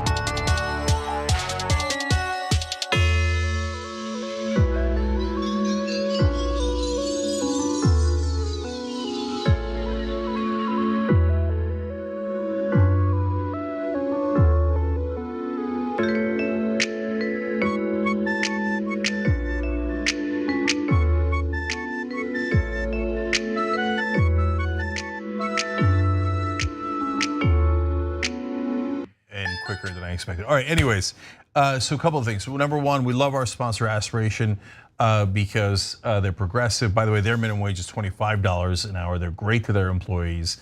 They don't put your money that you deposit in there into oil companies, gas companies, private prisons, etc.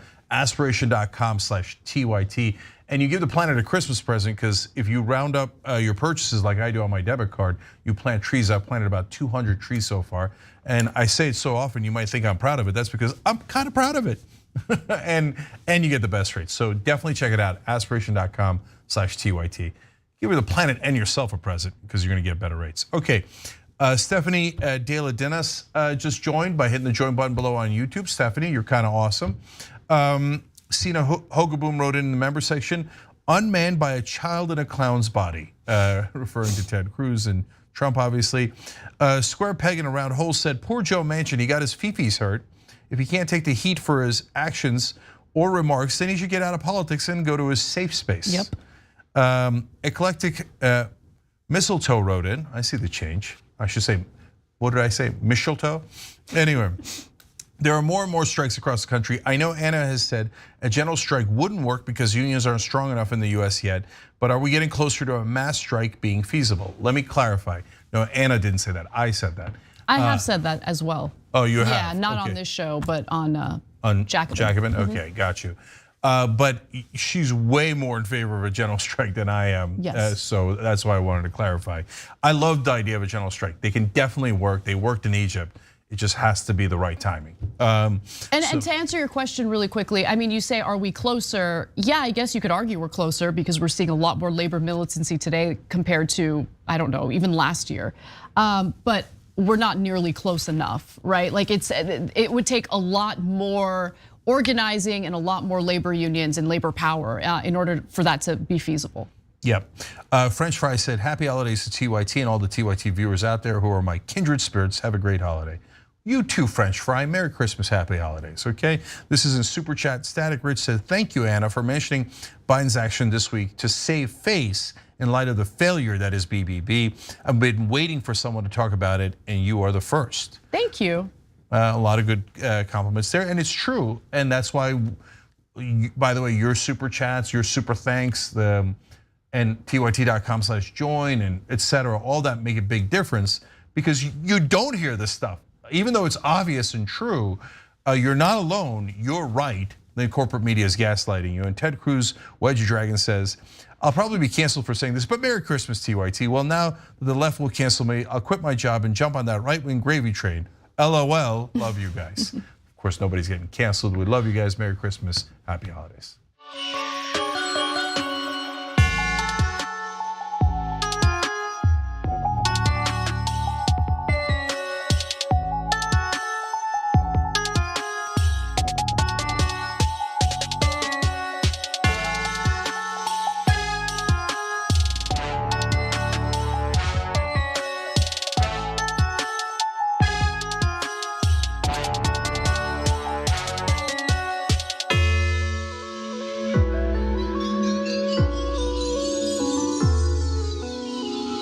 Back on TYT, Cenk and Anna with you guys. News. One of the easiest ways to manipulate Donald Trump is to compliment him. He loves compliments and he has a fragile ego. And recently, President Joe Biden actually gave Donald Trump credit for Operation Warp Speed, which sped up the process of developing coronavirus vaccines. In fact, Biden said this, let me be clear, thanks to the prior administration and our scientific community, America is one of the first countries to get the vaccine. And thanks to my administration and the hard work of Americans, we led a rollout that made America among the world leaders in getting shots in arms. Now, Trump was surprised by this compliment and also, of course, pleased by the compliment. He loves to get credit for anything, really. And so he said this in an interview with Fox News.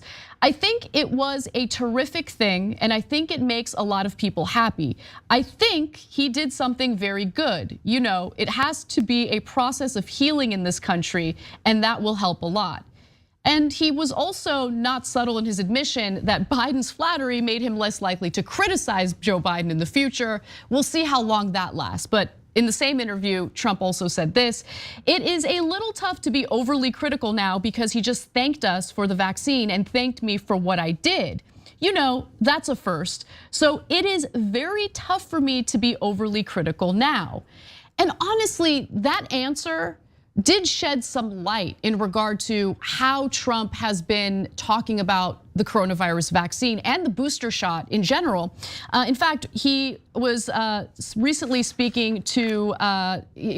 talking about the COVID vaccine and how it should be defended. Let's watch. Well, I stand on, forget about the mandates, that people have to have their freedom, but at the same time, the vaccine is one of the greatest achievements of mankind.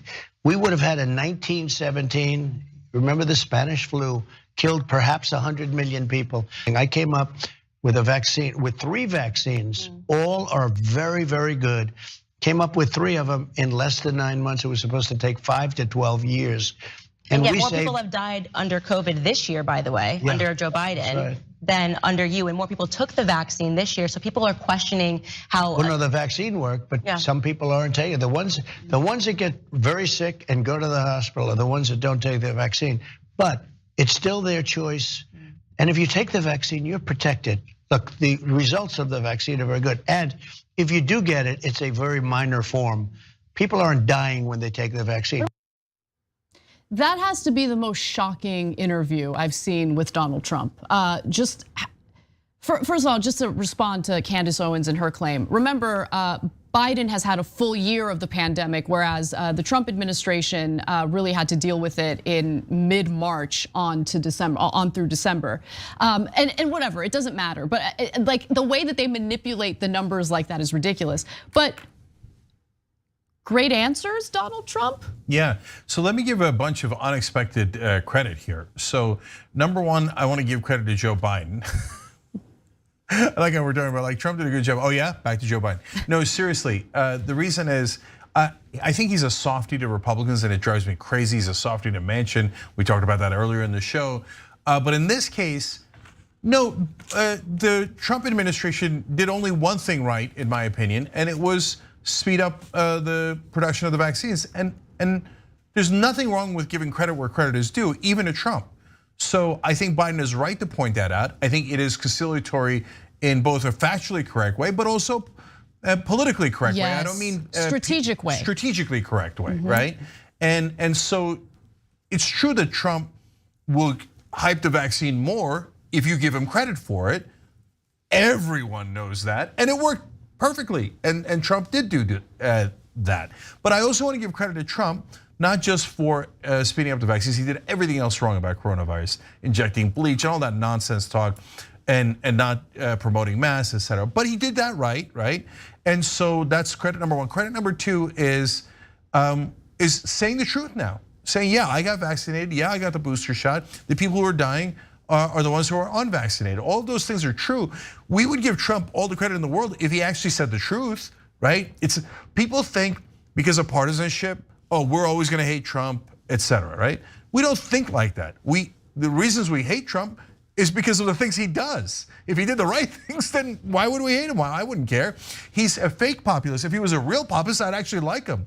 If he actually drained the swamp, I'd love it, right? But he didn't do that. But in this case, credit where credit is due. Right? Yeah, I mean, look, I think that there are certain things that Trump has done that were not only good things to do, but also strategically smart. So for instance, when Trump insisted on having his signature on the coronavirus stimulus checks that were mailed out to Americans, all of the like elitist, DC insiders who were like, tut, we're stupid. Absolutely stupid. Yeah, you want to put your name on those checks. I don't begrudge him for wanting to do that. He understood the importance of getting money to people, but more importantly, taking credit for getting money to people. Yeah, whereas Joe Biden whispers every time he does something right because he thinks it's like ungentlemanly.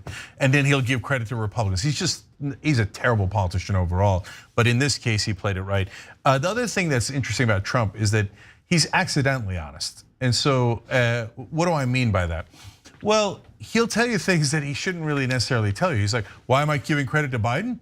Because he was nice to me. He was nice to me, complimented me. No, but Donald, you're not supposed to say You're supposed to say, because he deserves it and I'm generous and I'm a good person, if you're trying to be a cheesy politician. But don't give him credit for that one, because he's too unintelligent to know that makes him look dishonest, right? In a very ironic way, right? Yeah. It makes him look like he's self-interested, right? But since he's saying things that a normal politician wouldn't say, he gives off the appearance of honesty. And so I think that's why his base loves him. They're like, well, I know a cheesy politician wouldn't say that, right? Because it doesn't really help his cause to go, well, I only like him because he's saying nice things about me. And it's not just about Joe Biden. Remember, he said that about Kim Jong-un, the communist dictator of North Korea. He's like, he wrote me a love letter. I now love him. We fell in love. We fell in love.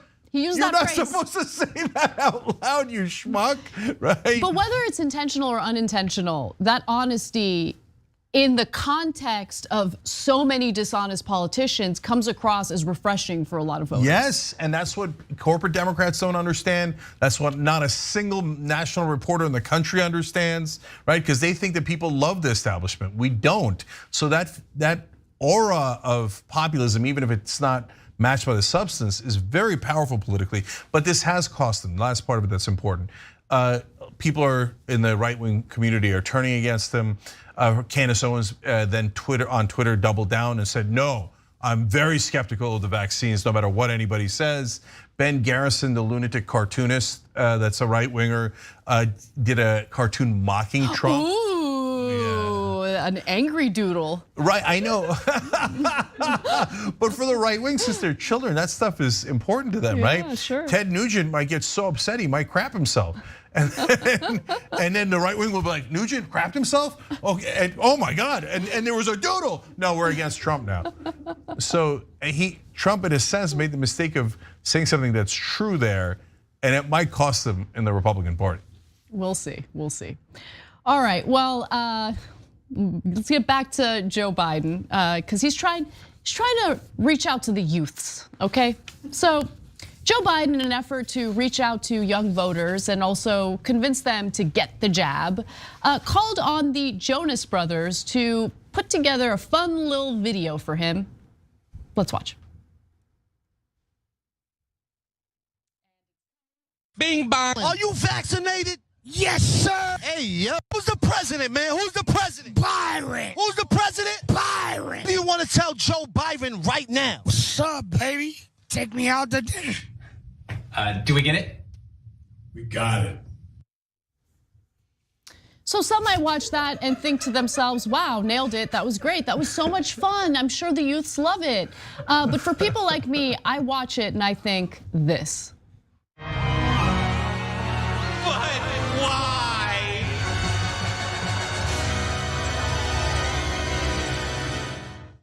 I don't know, maybe I'm being super unfair, but. No, you're not. Okay, good, good. Okay, so look, there's a Politico article about this, and every part of this story is hilarious, including the assumptions of the reporter, okay? They say like, he's got a digital team, and you know how large this digital team is, by the way? 25 people. It took 25 people and weeks to make this video. They nailed it, they nailed it. Yeah. But the funniest part of the article is they're like, look, that digital team, they're willing to take risks, and they know that this will be mocked by some. And I thought, oh, okay, so they know that, right? And then I read further and they're like, no, they thought it'll be mocked by some of the people in Washington who think you should be more somber as president. This isn't presidential, but the kids at least will love it. No, you're gonna get mocked by the kids. Okay, Yeah. This is like what old people think is cool, right? I don't know, why don't we, Oh, I think we got it. Maybe we can put some Frank Sinatra ditties in there too. Okay. By the way, Frank Sinatra pretty dope, but I don't think like young TikTokers are like, ooh, I can't wait to hear like a Sinatra song in the context of like a pro-vaccine video. No, but they might like it better than the Jonas Brothers. They might, because you know what it is? It comes across as inauthentic and pandering. Yes, and that's why. And like, dude, young people of today, they don't like it. They don't like to be pandered to. They're smart, they're politically aware, and I just don't see like the pandering with the use of celebrities really like having an impact. And so, like, by the way, it's not just us speculating about what the youths think. There was some reaction to it, so let me just get to that. Online, there was some shock that the video even came to pass. Some of it was dismissive. A fraction of folks on TikTok called for action on other agenda items, such as, oh wow, student debt relief, maybe focus on that. A Rolling Stone podcast argued it had backfired with the youths, but in the first 24 hours, the clip had 50 million views, 10 million likes, and 500,000 shares overall. So take that, naysayers. People shared it, so it must have worked. No, no, but they shared it because they were making fun of it. Every person who sent it to me was, look at this clown show, right? They're so clueless, they have no idea. I guarantee you that you would be 1,000 times better off if you actually did your campaign promise of taking away $10,000 in student debt from everybody, okay? Like, no, but guys, hold on. This is really important because they think younger voters and younger Americans are dumb. That's their assumption. So if we give them a celebrity and a video we think is cool, we'll trick them into voting for us. And then that way we don't have to do the policy. They're 100% wrong. The younger generations are much better informed than the older generations. They have access to all this information. Plus, they have the student debt. You can't trick them into thinking they don't have it, right? But oh, hey, I lied to you and you still have the student debt. But Jonas Brothers, get out of here. No, and look, I feel like the Biden administration, and especially his marketing team, whatever you want to call them, they keep trying different things, and then after they fumble, after they get the backlash or the criticism, they go in a different direction, but they can't get it right. So I couldn't help but think about what they put out a few weeks back, where they're trying to apply pressure to get the social spending package, the Build Back Better agenda passed. And you know what they did in their video for that? They had Chief of Staff Ron Klain do like a super boring video with like super terrible music in the background where it's just like nonstop like clapping and snapping. And it's just like, oh, we need to pass the Build Back Better. Who are you, bro? Like there was nothing inspiring about that video. In fact, watching that video made me not want to pass the Build Back Better agenda, and I'm pro Build Back Better agenda. Like they just totally, it was one foible after the next, right? And this is another example of it. Don't insult young people. They actually care about the issues. You have to do the work. Do the work. Do the work. Okay, last couple of things here. They all use like these awful catchphrases that's got PMC written all over, professional management class, okay? So these are the guys that come in like, oh, we got this, man. We know what young people are about. They like TikTok, okay? And so one of the phrases they kept using is, we gotta meet people where they are. That's a thing I've heard a million times in the industry. And they think they're clever by saying, oh, the audience is on TikTok, so maybe we should do something on TikTok.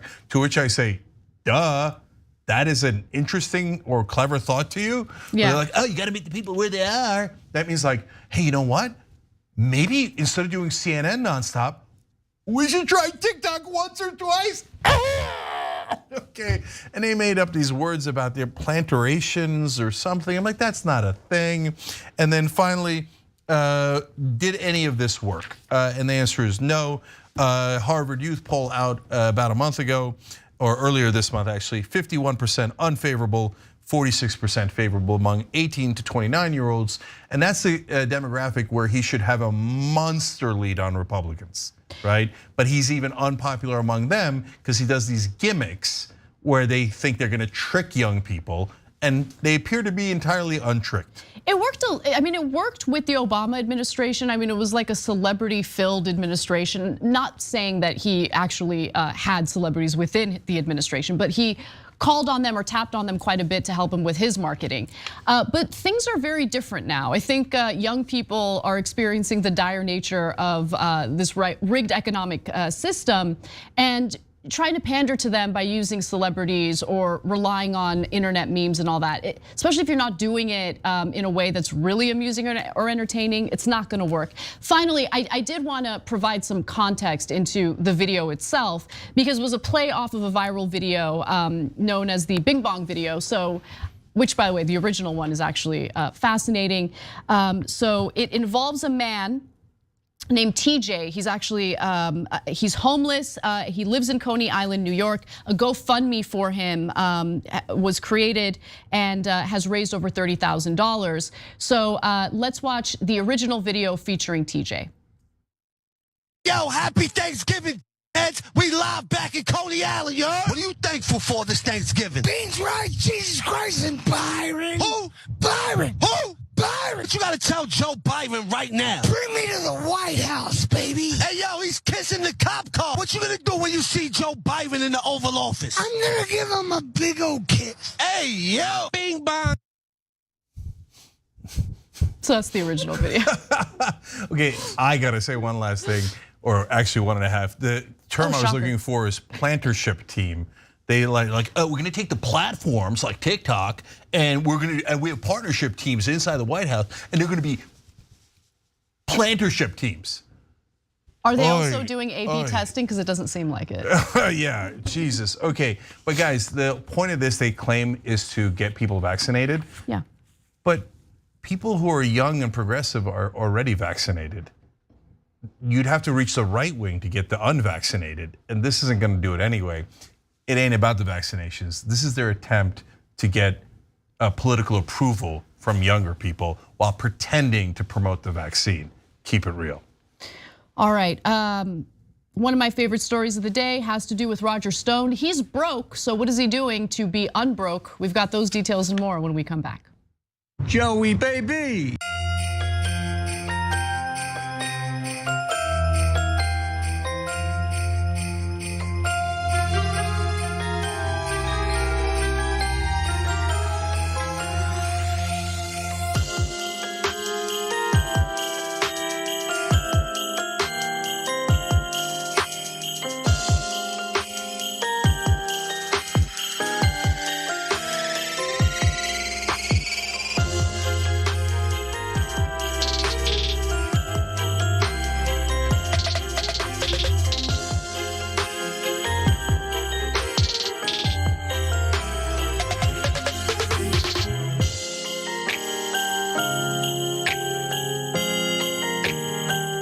All right, guys. So because of Christmas, the boss here at TYT was feeling generous apparently, and we're taking Friday and Monday off. Okay, so studio's gonna be closed those days, so no shows. I'll probably do some live videos, so just keep an eye on the channel. Do you boo? Do you boo? I'm okay with that. Okay, yeah. You keep working. I'm trying to get you guys bonuses. That's all I'm trying to do. All right. Anyways. No, I know you're amazing. Okay, so but don't worry, you can still watch one of us. All right. No. This is a fun tease. I love this. The year 2021 on ABC on Monday, December 27th, featuring Brett Ehrlich. Okay, look at that. Love it. Good news and good booze. Well, that's Brett's specialty. So, all right, so check out ABC 9 o'clock Eastern on Monday and see Brett there. Okay, I'm going to Twitch, speaking of Brett. Self-care well-being gifted 106 subs, whoa. Merry Christmas, ho, ho, ho, happy holidays, everybody.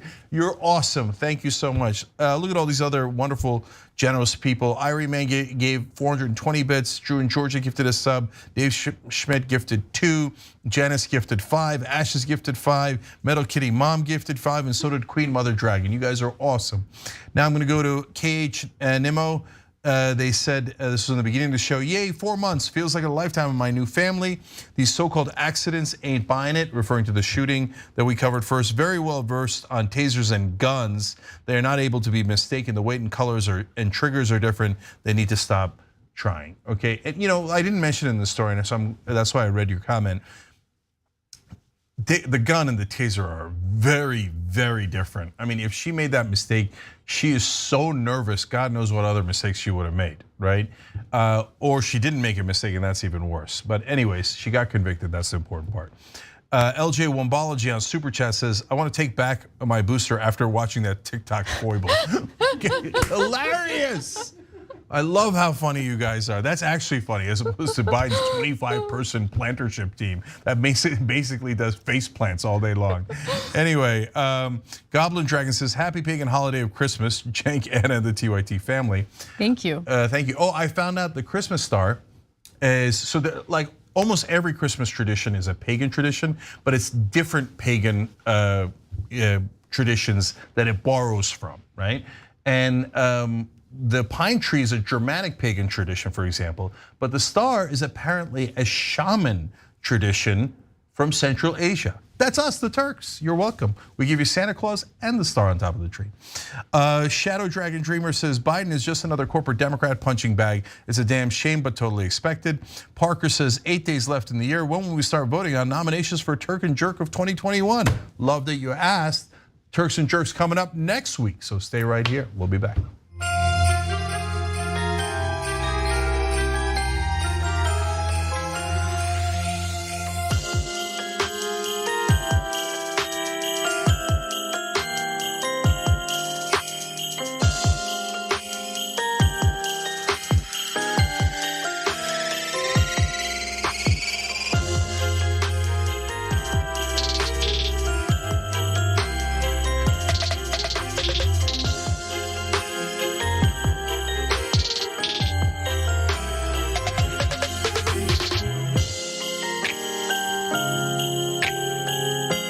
Back on TYT, Cenk and Anna, just a quick comment from Super Chat. James Perez says, hilarious, now that Biden gave him a pat on the head, Trump feels even more comfortable trying to save his dying electorate. Candace is the biggest grift ever. Appreciate that, James. Thank you for using Super Chat. If you're watching later other videos, you can use Super Thanks at that point if you like the video. All right, Anna. All right. Longtime Republican crony Roger Stone is apparently broke, and so he's auctioning off NFTs in order to make some money. One of the NFTs that he's auctioning off is apparently something that's signed by Donald Trump. It was signed by Donald Trump back in the 90s, but he's apparently having some trouble selling that hot piece of property. So apparently, Politico reports, to Roger, you are the greatest is what is signed on that NFT. It's what Trump wrote as a note. Yeah, it's apparently not selling. There he is holding it. Can I just say, it's not selling. Gee, I wonder why. It's a note saying you're the greatest, not to the buyer, but to Roger Stone. Why do you want a signature of Trump telling Roger Stone that he's the greatest? Why would anyone want any of this stuff? Anyway, so if the bid exceeds $20,000, the bidder gets the physical version of the magazine along with the one of the only one digital copy. But who cares? Who cares about? There might be more than one digital copy. So who cares about getting a digital copy of it? Yeah, but so what if there's only one digital copy? Can't everyone couldn't someone just make a digital copy of something? I don't know exactly how it works, and Shekels is gonna yell at us later. I hate all of this stuff, yeah. Okay, but he's a guy who works here and knows this stuff. I know. All right, but anyway, you guys are gonna be amused at how clueless we are. Unlike Biden will own it. But at the same time, come on, guys. One of only one. It's the only digital copy of a thing that no one cares about. So if I take a picture of my garbage bag at home and I go, but it's the only digital copy of my garbage bag. And so what? It still doesn't make it interesting. So he's broke because he claims that all of the legal expenses associated with all the investigations he's been involved in have drained him of his savings. Also, yes. Look, so far I love all of this. I love the fact that this, non-fungible token of Trump is not selling. I think that's hilarious. I love the fact that this guy, Roger Stone, who's done so many awful things and is a notorious trickster, is feeling some pain and suffering right now. He deserves it. But then there was this wrinkle to the story that makes me hate being a softie. Because no, really? Oh, I know what you're gonna say. Yeah, because I'm gonna have a different opinion. Oh, okay, damn, savage, Jink. Okay, yeah. So his wife apparently has cancer, and he made a specific comment. Let's go to that graphic where he talks about his wife's cancer and how he spends a lot of money on her drugs. He talks about how, there we go. Between the cost of defending myself in 6 remaining meritless but sensationalized harassment civil suits and the January 6th witch hunt, my legal expenses are formidable. And then here's the part that I'm talking about. Cancer therapies not covered by insurance for my wife are also not inexpensive. So I feel awful for his wife, okay? I don't wish that on anyone. But I just want this to sink in for a second. Because the very system and the very players that Roger Stone has worked for, supported, and worked hard to keep in positions of power have created this healthcare system. And it's not just his wife. I mean, think about all of the people out there who can't afford life-saving medication and then just end up dying because they don't have the name recognition to engage in the grifts that he does. They're not able to raise the kind of money that's necessary to pay for these life-saving drugs. They're out there on their own, struggling and oftentimes dying as a result of this system. So yeah. So I have great sympathy for his wife because she's got cancer. She lives under this brutal system. Plus, she's married to Roger Stone. So I have infinite sympathy for her. Same. For Roger Stone, I have no sympathy at all. Hey, Roger, you thought it was a game. Oh, I'm gonna support Richard Nixon and Donald Trump and the worst people in America. And they're gonna make money and be powerful and famous, and so am I being their lackey. And they're gonna deny you healthcare. We got you. Oh no, Roger, you got yourself. You thought you were above it and you were part of the elites. Now you've run out of money and now you know what everybody else feels like. And all of a sudden, you know what would help you, Roger? Medicare for all. But then your wife would be covered and you wouldn't have to be selling everything in your house for $300-400 a pop. Instead, you're having a national garage sale and soon you'll be doing a GoFundMe because we don't have universal health care. You thought it was cute to deny other people health care. Now when the chickens have come home to roost, all of a sudden, we're supposed to feel sympathy for you? Your wife, I have tremendous sympathy for. You, I have no sympathy. You did this. And you did this to your wife too. Because if you run out of money, it looks like you're gonna run out of money, and you can't pay for her treatment, then maybe you'll realize it was never a game, because it's already happened to millions of Americans. I know you're a right winger, so you have no sympathy for anyone other than yourself, but those millions of people already had to suffer through this, were already bankrupted and lost their houses, and they couldn't sell trinkets that Donald Trump touched or spit on or whatever the hell MAGA wants, right? And a lot of them, when they can't afford cancer treatment, can't go to the emergency room, they're gonna die. And you did that, Roger Stone, you did that. Yep. And the other chicken coming home to roost is now people don't believe him that Trump signed this or etc. Yeah, because he's the boy who cried wolf. He bragged about how he's one of the most notorious liars in political history. And now people don't believe you as you're trying to scrounge up $300 at a time. And the last and yes, it's a to Roger Stone, and I have no compunctions about it, is you thought Donald Trump was gonna come to help you. Well, there you are, you're broke, your wife's got cancer. Trump collected about $150 million from people to help him with his legal defense. He can give that money to you, there's no conditions on that money. But he's not giving it to you or Rudy or anyone else. He's just keeping it like the greedy prick you always knew he was. Looks like the chickens have come home to roost, Roger Stone. Yeah, I love it. Look, the thing that makes me feel the most despair is just seeing people get rewarded over and over and over again for their bad behavior.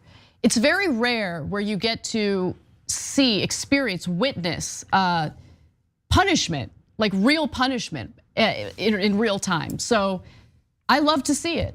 This guy deserves zero sympathy, so I agree with you 100% in that regard, especially considering all of the awful people he has supported and propped up. That's who he is. That's literally his entire career. I mean, the guy has a tattoo of Richard Nixon. Like, he loves bad guys. Yeah. He so revels enjoy. in it. Yeah. We're not revel in this, Roger. Yeah. One more time, we feel terrible for his wife, and we wish none of this had happened to her, including marrying Roger Stone in the first place. Definitely. But for him, these are natural consequences of your actions. So you should be apologizing to your wife every day instead of trying to figure out what other trinket to sell in your house. All right, well, let's see where this whole anti-critical race theory debate is leading to in states like Oklahoma. I'm sure you can guess. A GOP lawmaker in the state of Oklahoma has finally done what we've all suspected right-wingers really wanted to do in this whole anti-critical race theory debacle.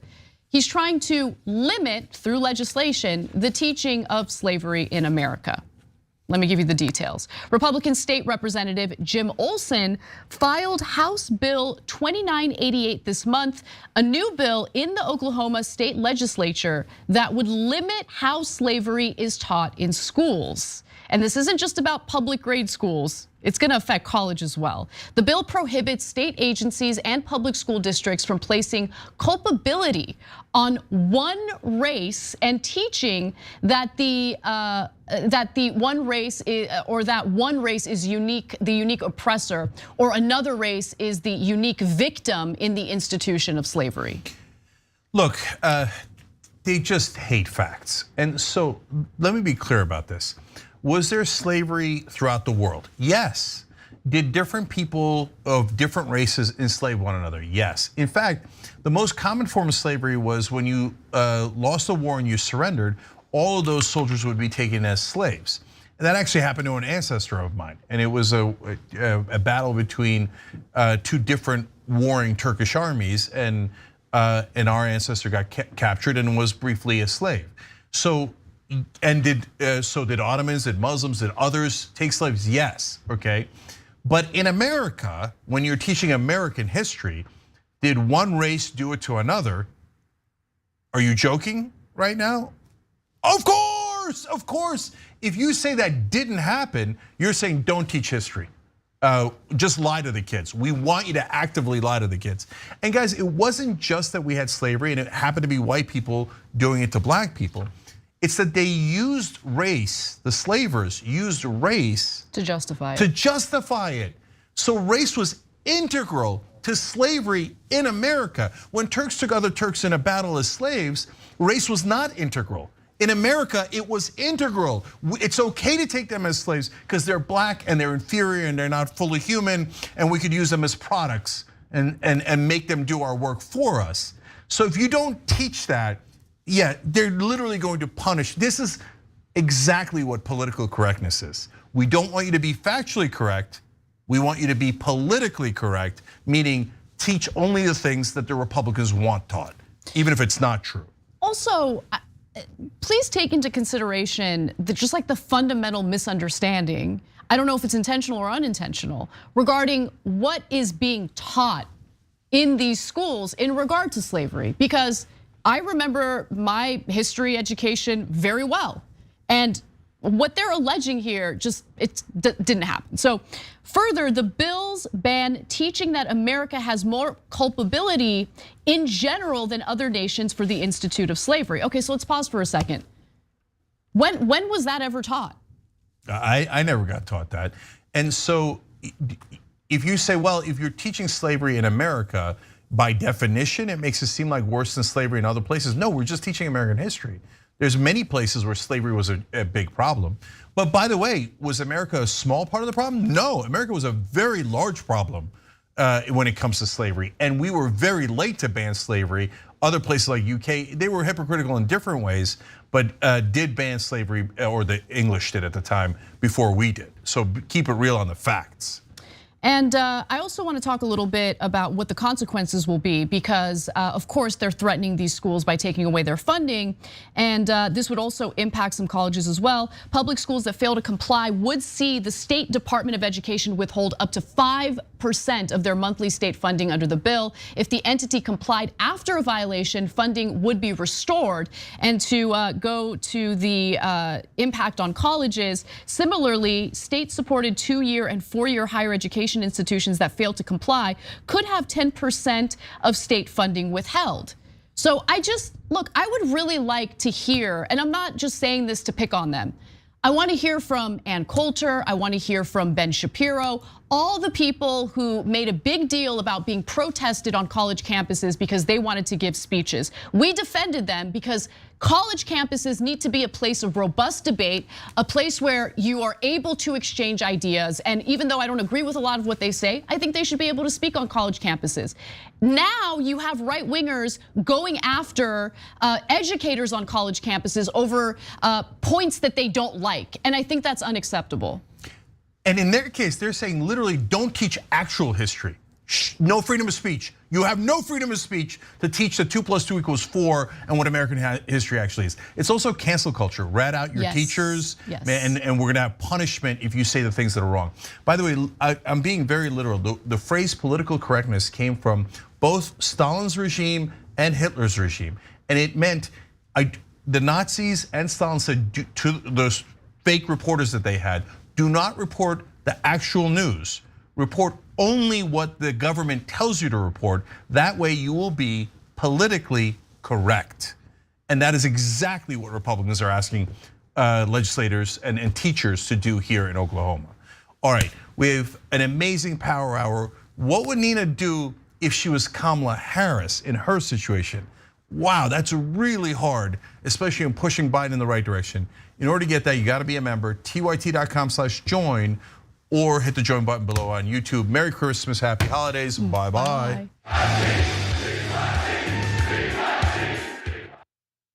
Merry Christmas, bitches! What's happening? I'm Rashad Richey, host of Indisputable with Dr. Rashad Richey right here on TYT. Let me tell you what we do on Indisputable. We go beyond the headline. We make sure that you know the full context of the story. And we also highlight issues that are important to the everyday person. We're talking about criminal justice reform. We're talking about the climate. We're talking about what's happening right in